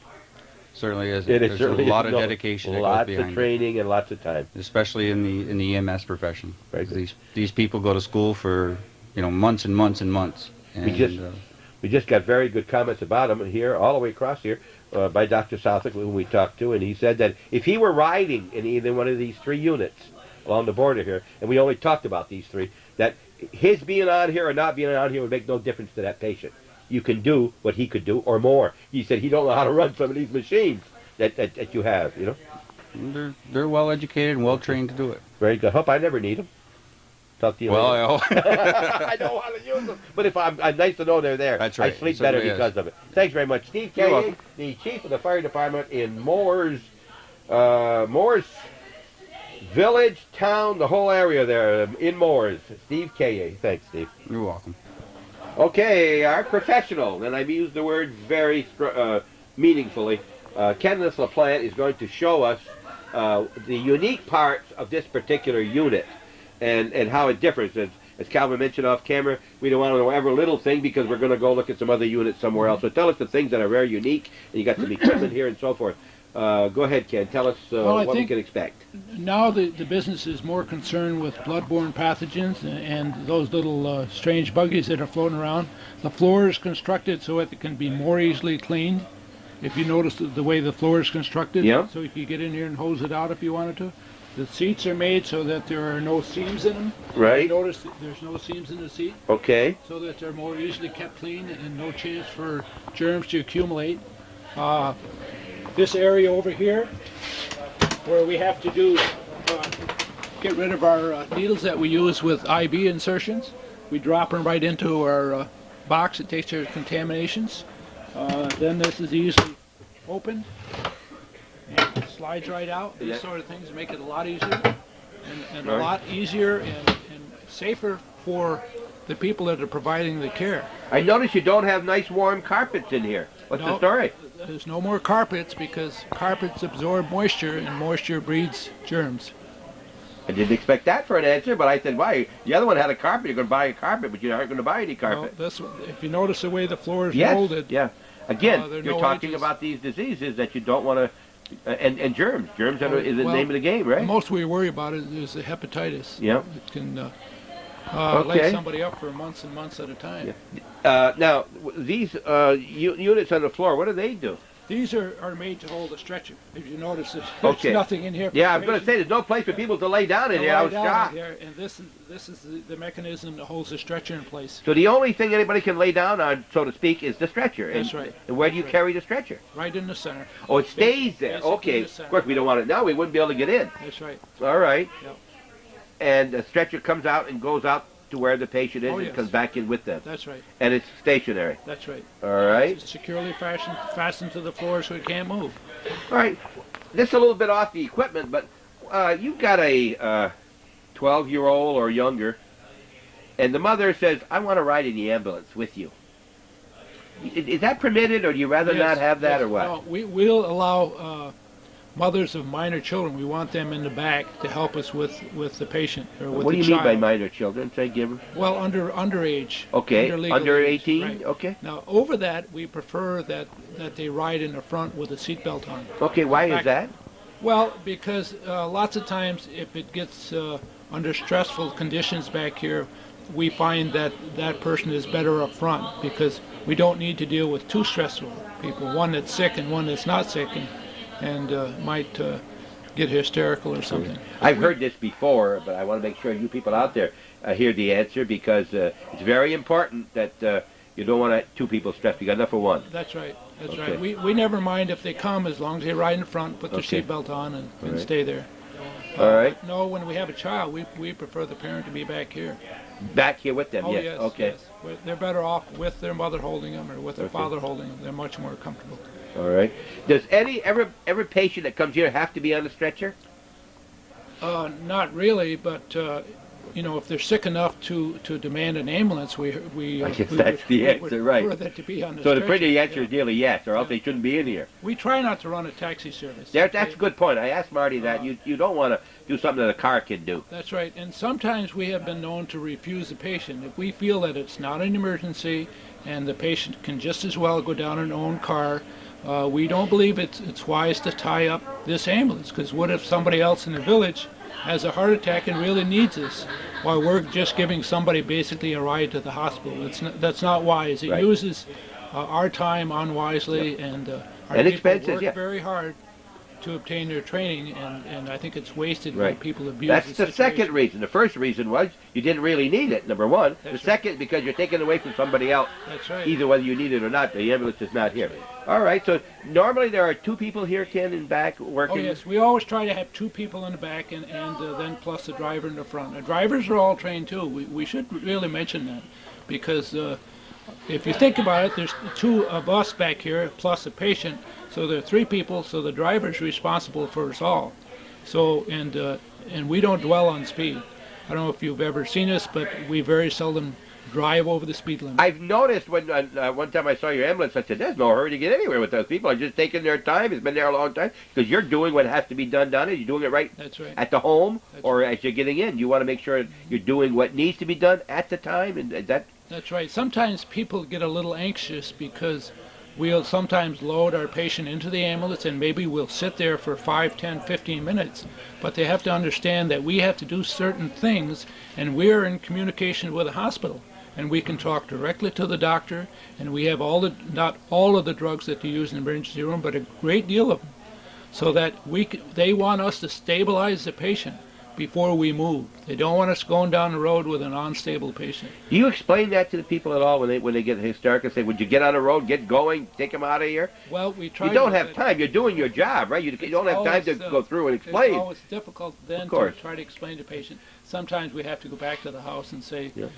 we didn't want to be rude to you, but there's certain things that we have to do, and our Yeah. training dictates it. And This it's is- for the best of the patient. Okay, and we hope you're hearing that, and don't forget this, and that's one of the reasons why we're here. We're Hometown Cable, endeavoring to bring you what's happening, why, and to give some credit of all things to people like Ken, Marty, and all the others that we see here who spend so much time at this. And remember, when the time they're here, they're not doing other things that they like to do, maybe as much or even more, something else. They like to go into water, you like to go skiing, you can, you're here, yes. right? Yeah. That true? We should say that all our drivers are trained, not only in driving, but they're also trained in CPR. So they could come back, if there were an emergency, you need another person, they could pull over to the side of the road and come back here and They help can you. come back and help us, and sometimes we've done that. You Stop the have. rig, and they come back and help us because we can talk to the doctors. There's no use going down the road 90 miles an hour if you're not doing anything. Right. The granddaddy of them all. The trick is to do your treatment and Right. stabilize your patient. And then Okay, get them granddaddy, out of the hospital. you ever delivered a baby? No, I never have. You never have. Never have. Would you consider that an emergency if there was someone just can't? They're having problems and the head is showing. Would they call you Oh, or yes, right? yes. Definitely. Let's face it. You're not only dealing with one life, they're dealing with two. No, right? That's always a great thrill for anybody to. To deliver, and you're waiting. Are you?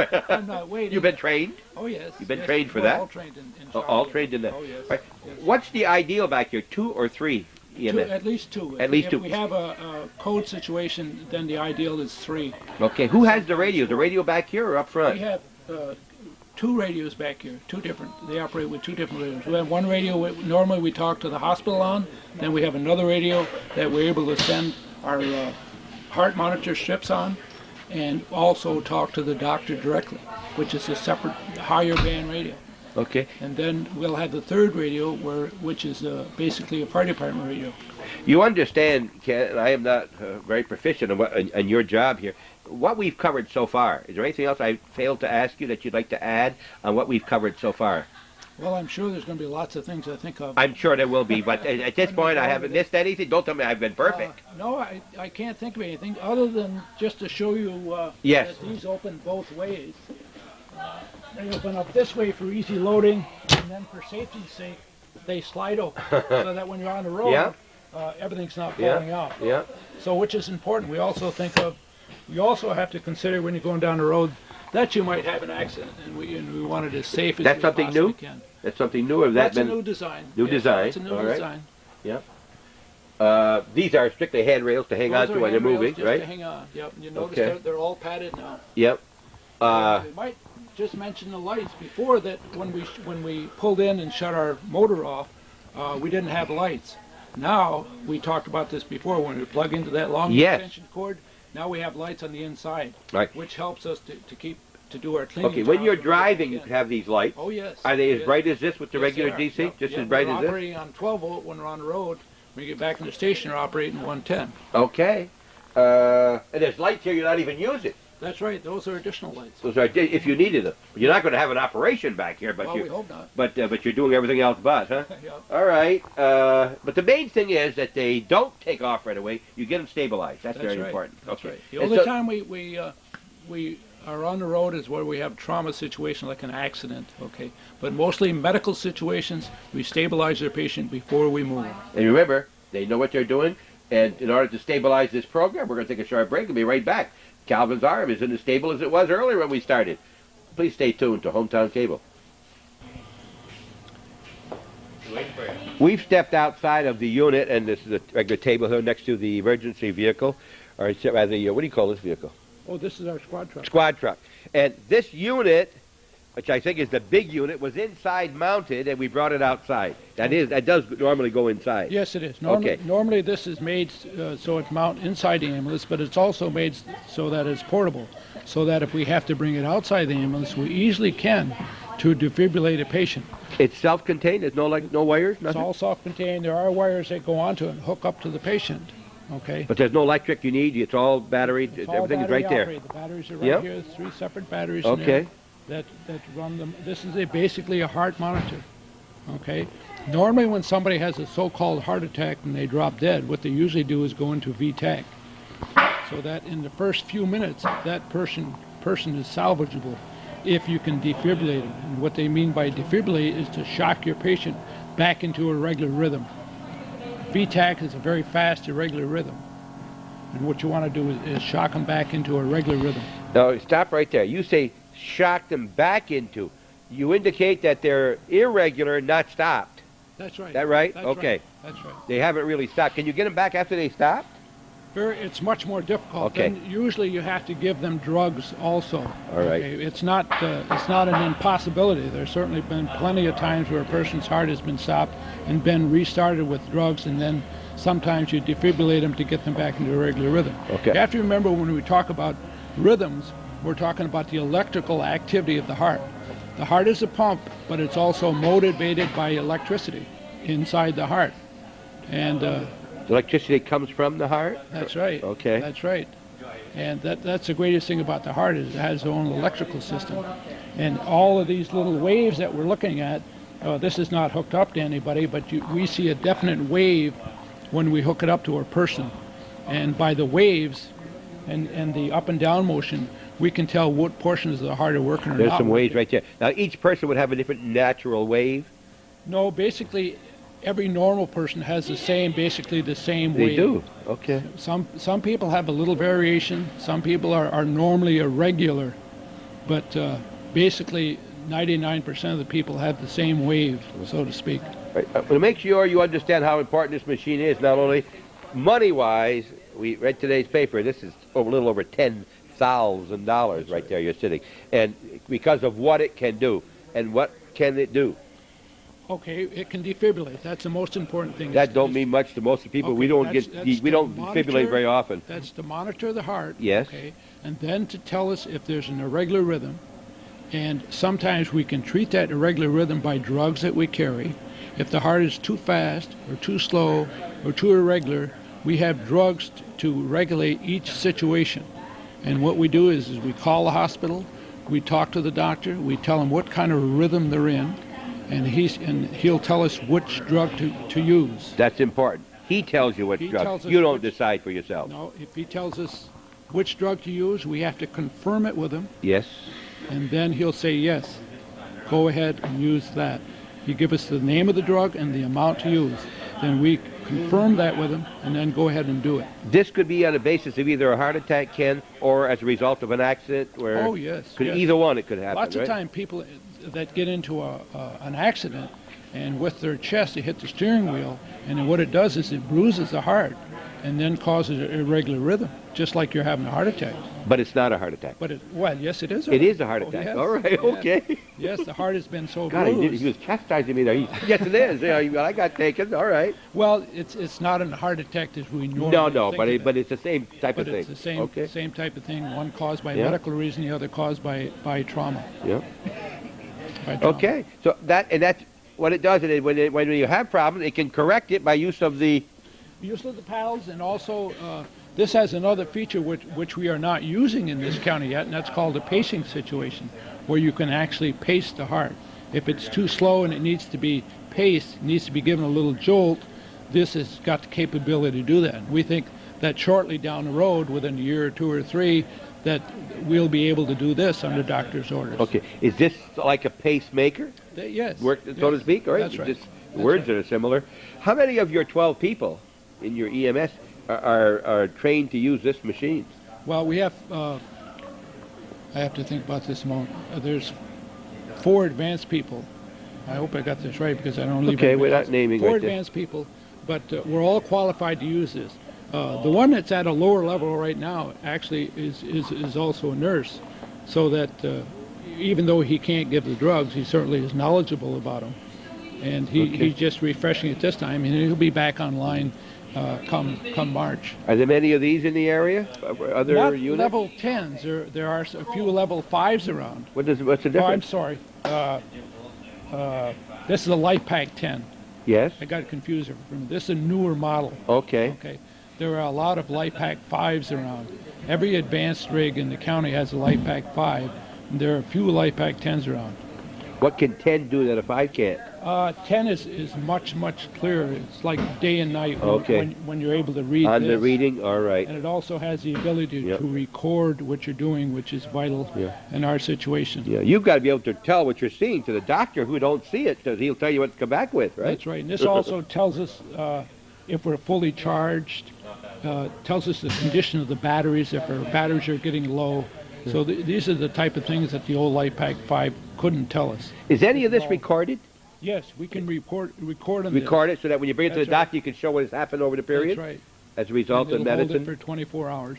Is there anything you would push when you give them certain medicine so that they would know how the screen would change or anything like that? Once you hook them up, you don't have to change anything on this. And remember, this is a stopgap between here and getting them to where they belong, down to the hospital. That's right. Really, you're not a hospital, but it's to get them there safely. Right. Get them, what's the word?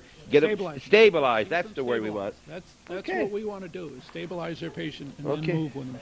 All right, Ken, anything else here that I should... This is a suction unit. If some person has vomitus in their mouth and they're choking on it, we need to get it out of their mouth.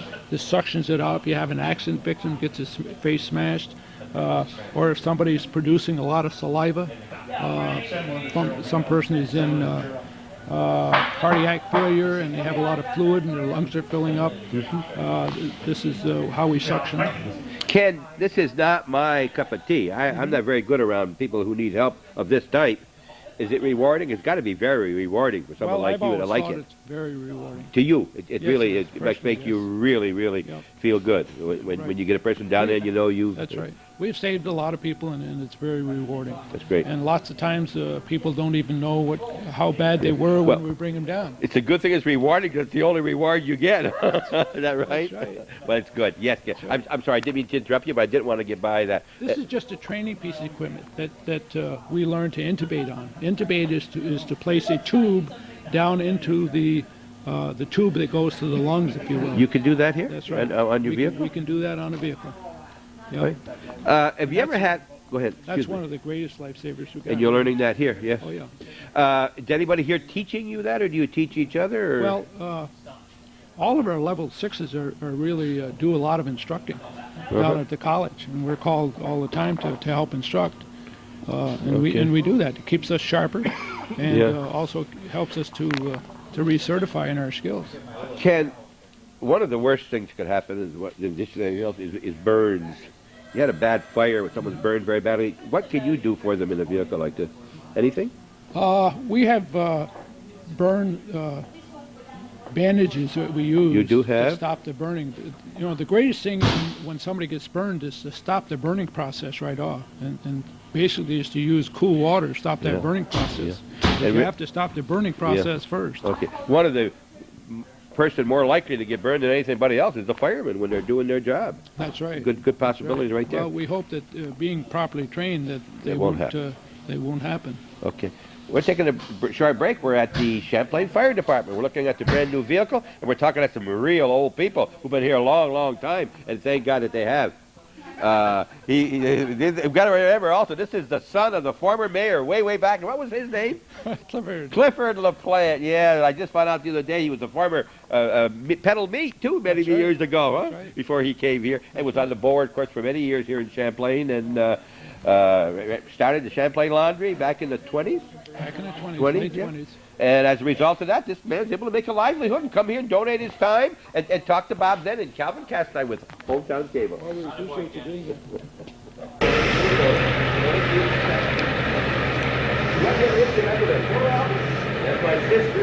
Going out for a test drive is the new ambulance here. We're going to try to talk to a few more people in the EMS area and also maybe another fireman or two before we depart.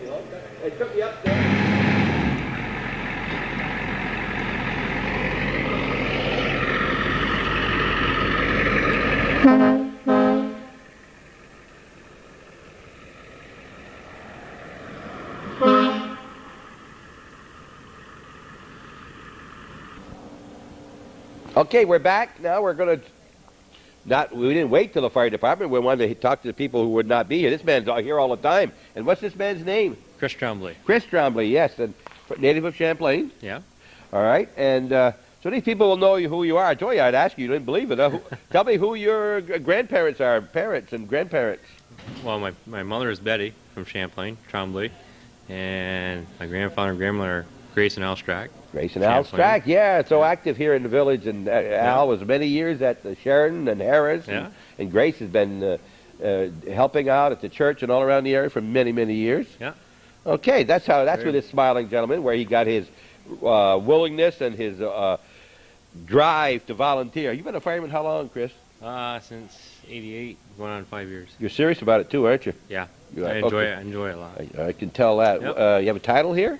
Second assistant chief. Second assistant chief. Yeah. Now, do the chief, second, first, third, do they kind of move up? That expected to move up to where you'll be chief in a few years? Is that normal? Or? That's usually normal. That's usually the way it happens. It doesn't always happen that No, way. no, I understand. Depending on circumstances, if they haven't gone nuts in between that time, yeah, they usually move up. It's Chris, a lot of work. Okay, to let people know out there what we're talking about when we're volunteering, with no fires in a week, how many hours would you spend down here at the fire station? Normally anywhere from 1 to 10 hours. 1 to 10 hours. That means you're not here to clean up the truck because it's not dirty. No. And none of the things that happen because of a fire, that's just normal. That's just normal business, what we call normal business as far as paperwork, telephone calls to different companies, because fire apparatus companies are only open during a certain time, and a lot of ordering and the likes, a lot of training records to keep up, which the responsibility falls on everybody to do that. How often do you have meetings? I have a meeting once a month. We have an officers meeting once a month. I have a rescue squad meeting once a month. And we have county meetings. Everybody in this department is very vocal in the county. They go to county meetings. If you're an EMT like myself and a lot of others, you have critiques you have to attend, training sessions, county fire advisory board meetings, and you can almost be at a meeting every night if you wanted to. Does an EMT automatically, is he always a member of the fire department? Not always. You don't have to be an EMT you don't have to be part of the fire department to be in the rescue squad. Right. Anybody who ever wanted to join a rescue squad, which we're promoting all the time, it's not necessary that you have to be a member of the fire department per se. You tell me you could use more people in the rescue squad? We can always use more people in At the least rescue talk to squad. them? Now, you are out there. If you think you feel, and you feel like you want to help in some kind of medical and medical emergencies and learn more, not only here, but when you're home with your own family, it's nice to know the information that these people know, right? Yeah. Because it's always helpful. It's always, if you're a teacher, definitely. particularly in the classroom, everything else, What about the danger? What about when you pick up somebody and they think, well, if you hadn't done that, I wouldn't have been hurt, and as a result, they want to sue you. Does that come up very often? There's always that danger. Yes. But that's just part of the responsibility you have to take. Okay. Of course, you're covered by insurance. Insurance covering you for that. But you're still responsible for your actions. A good way to do this is to maintain your training. If you maintain your training, you have a good record that you are confident and efficient. The Clinton County EMS we're one of the best EMS organizations in New York State. They got a good percentage of passing rate on the EMT state test, and it's a rough course. What kind of records do you keep? Do you keep track of every fire, the time that you got the call, the time you left, the time you got back? Yeah. Same with the EMS calls and so forth? EMS calls and fire calls, any type of emergency call, we're responsible for logging a certain time. A time on scene, a time out, time back in. How many people attended? How many Who people they were? Who they were. Okay. Exactly. I mean, the records have to be kept up. How busy is this fire department in the course of a year, let's say 93, as fire calls? This year is kind of a hard year to do because we've had 403 calls this year so far. Fire calls? Fire and EMS Fire calls. and yes, all right. You know how many fire that would be, where you had a blaze, or you got to put something out? We'll say 180 fire and the rest probably EMS. Okay. A lot of EMS calls in this department. Of course, they both affect a lot of people when you have either one of them. Yeah. All right, equipment-wise, you have how many trucks? 3 trucks. 3. I see 2. It means we have one outside? One outside, a light truck that the members built in 1987. Oh, that's the famous light truck. Oh, yes. Famous light truck. Yes, It's been to Lake Placid and Au Sable Forks in Canada and everywhere else. Okay, we've seen other fire trucks other places, but this truck carries a lot of water. Is that right? There's water in that whole interior there. Yeah. How many gallons? 1,500 gallons of water. 1,500 gallons of water. It's always full? It's always, it's always You keep it, you're ready, better be. Yeah, You want to keep it? Huh? All right. We're getting our picture taken here by fellas all finished talking on TV over there. Us famous guys are used to that. Oh yeah, oh yes. They get on quite a bit. All right, off here is our present ambulance up until tomorrow. Up until tomorrow. All right, you will strip out some of the stuff in here to go in our ambulance. Exactly. It's a 1984 wheel coach. A lot of the EMS equipment inside will be taken out to put in the new Lifeline ambulance that you saw. We carry a lot of equipment in here because we're 20 miles away from Plattsburgh. And 20 miles away from Plattsburgh, you do a lot up here. It's not like the city of Plattsburgh where you're only 2 minutes away or something like that. So we have to carry a lot of equipment. Right. Then you'll sell this? This we're going to turn into what we call a squad, where we can put fire equipment in there, have some air packs in there. The advantage of this over this one, which will be replaced, is that this one, the old ambulance, will be easier to drive. It's going to be an automatic. It's going to be a little bit more safer because the weight is balanced out. So it's going to be a lot more safer for the people to drive. This is what you will be carrying, your jaws of life and so forth? No, that's still in the light truck, which will be in what we call the That's heavy in the rescue. light. That always goes too then. That's okay. Yeah. That's another thing. This That light truck does an awful lot of things. It does a lot of huh? things, yeah. Lights and heavy rescue. Yeah, we looked at that one time we were here at one of your breakfasts. Now, can we look in here and see anything? Sure. All right, we'll take a fast break and remind you we're at the no, we're not at Rouse's. Where? Champlain. Thanks a lot for the help. Champlain Fire Department in Champlain, New York. We're talking with Chris Trombley, Second Assistant Chief. Second Assistant Chief. Be right back. Well, we decided we weren't going to look at the ambulance. We're going to look at some of your bigger equipment first of all. Yeah, we have 2 trucks. Right. Obviously, the yellow's the newer. Yep. Okay. Oh, excuse me, the red one's a newer. The red one's the newer. Yep. All right. And what's the difference between the 2 of them? Or is it something you need both? Well, it's something that we need both in this department because we are a fairly small department. This one right here is, like I say, it's a newer one. It's a 1991 E1 pumper tanker. And when I mean pumper tanker, it has a capacity to either pump water and or fill water or dump water at a fill site. It carries more water than this one right here. It carries 1,500 gallons of water, and it pumps 1,000 gallons a minute. Okay, 1,000 a minute. Yeah. Now, you mentioned fill site. What's a fill site? Fill site is like a large body of water where we would draft from. We use the term draft. Drafting is no more than just taking a hose and putting in water and using large diameter hose and siphon. You can siphon with a 6-inch pipe like that. Exactly. All right. Do you ever dump water in a container at a place and then take off and get more? That's what this truck primarily does. Oh, it does? It's a tanker. A tanker, it just goes to like say a big fire or something like that.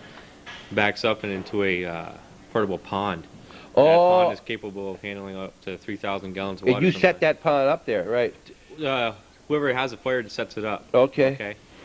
If we have a fire here, one of the first things we'll do, we'll drop this pond, we'll put a pumper there to pump water onto the fill site, or onto the fire, while the trucks are going to the fill site. But can you possibly go and come back and keep that? That's why the mutual aid system is so important, because we cannot, usually in a setting like this where water sites are few and far between, you have to rely on mini tankers.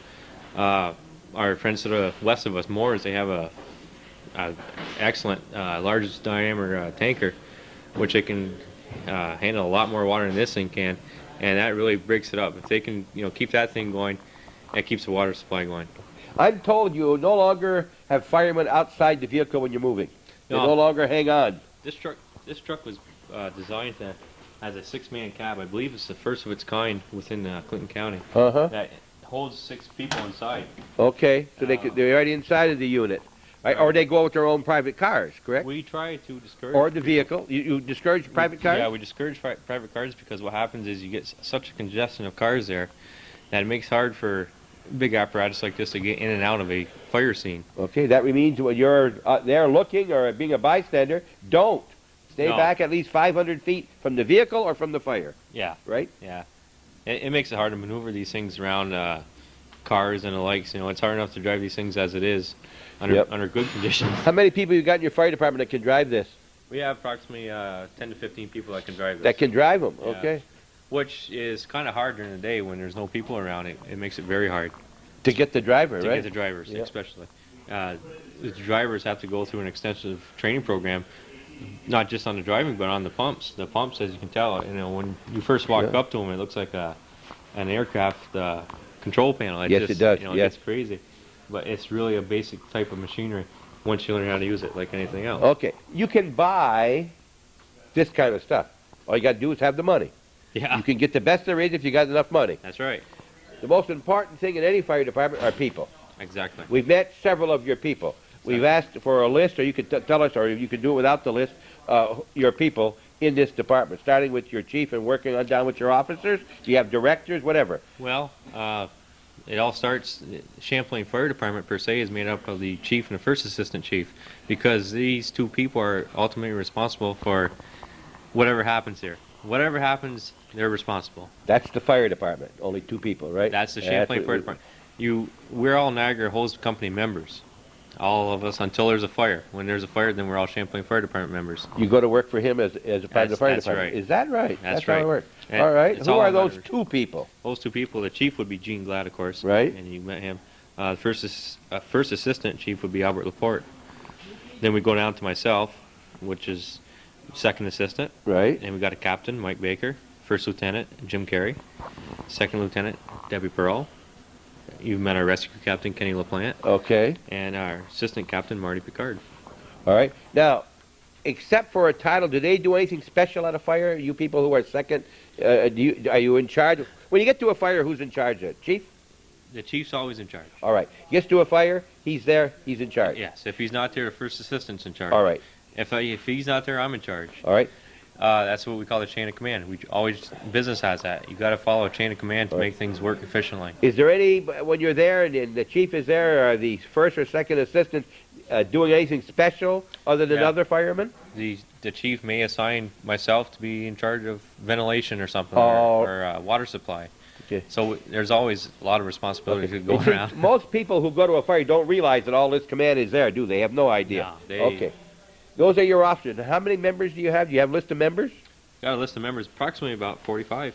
All right. members. You want to hear who our members are in the village Champlain Fire Department? Just read them off to us if you would. We got Mike Baker, Bruce Barcombe, Mike Bayshard, Martin Bayshard, Dave Blitz, Brian Brink, Floyd Bursey, Dave Canny, Jim Carey, Chad Coulombe, Aaron Ebersol, Sarah Forkey, Ray Freeman. We can go a little slower. Just let them sink in. Okay. All right. Gene Glad, Richard Glad, Lee Guerin, Ron Hewson, Todd Jarvis, Woody and Beth Kissel, Corby LaFave, Richard LaFountain, Floyd LaFountain, Walter LaPan, Ken LaPlante, who's been a member since 1950, Had to throw that in. Yeah. Uh, Well, he's the oldest one here. You got to be. You gotta be no, here. actually not. Oh. No, there's. Sly's been here quite a while too, huh? No, Albert Morelli. Albert Morelli. Oh yes. I can't tell you what year he joined, but he is the oldest. We saw And him Earl here when they Parsons. had the. Yeah, and Earl Parsons, another one. Yes. Albert Laporte, Mike Laporte, Bob LaValle,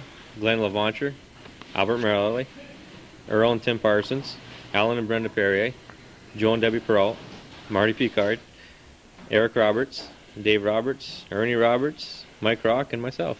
Okay. I'm at the bottom of the list. Okay, 'cause- Chris Tremblay, yeah, the Yeah. alphabetical order, you put them right at the bottom of the list. You know, there was a time that, talking about fires, that Earl Parsons could set the world on fire. Oh, yeah? He don't do that anymore. You know, he has a lot of problems setting the world on fire at this particular time. But he's always been an active member. Very much. Past chief, one of the founding members, I believe. You know, this department goes back a long time, and if you look, he's there, along with people like Ken and Albert Laporte. These are the guys we look up to, and these are the guys who teach us stuff, and we value these people. Very much. Okay, we're in between the two fire trucks. Take a sharp break and get right back to you. We're at the Champlain Fire Department. We're talking to the second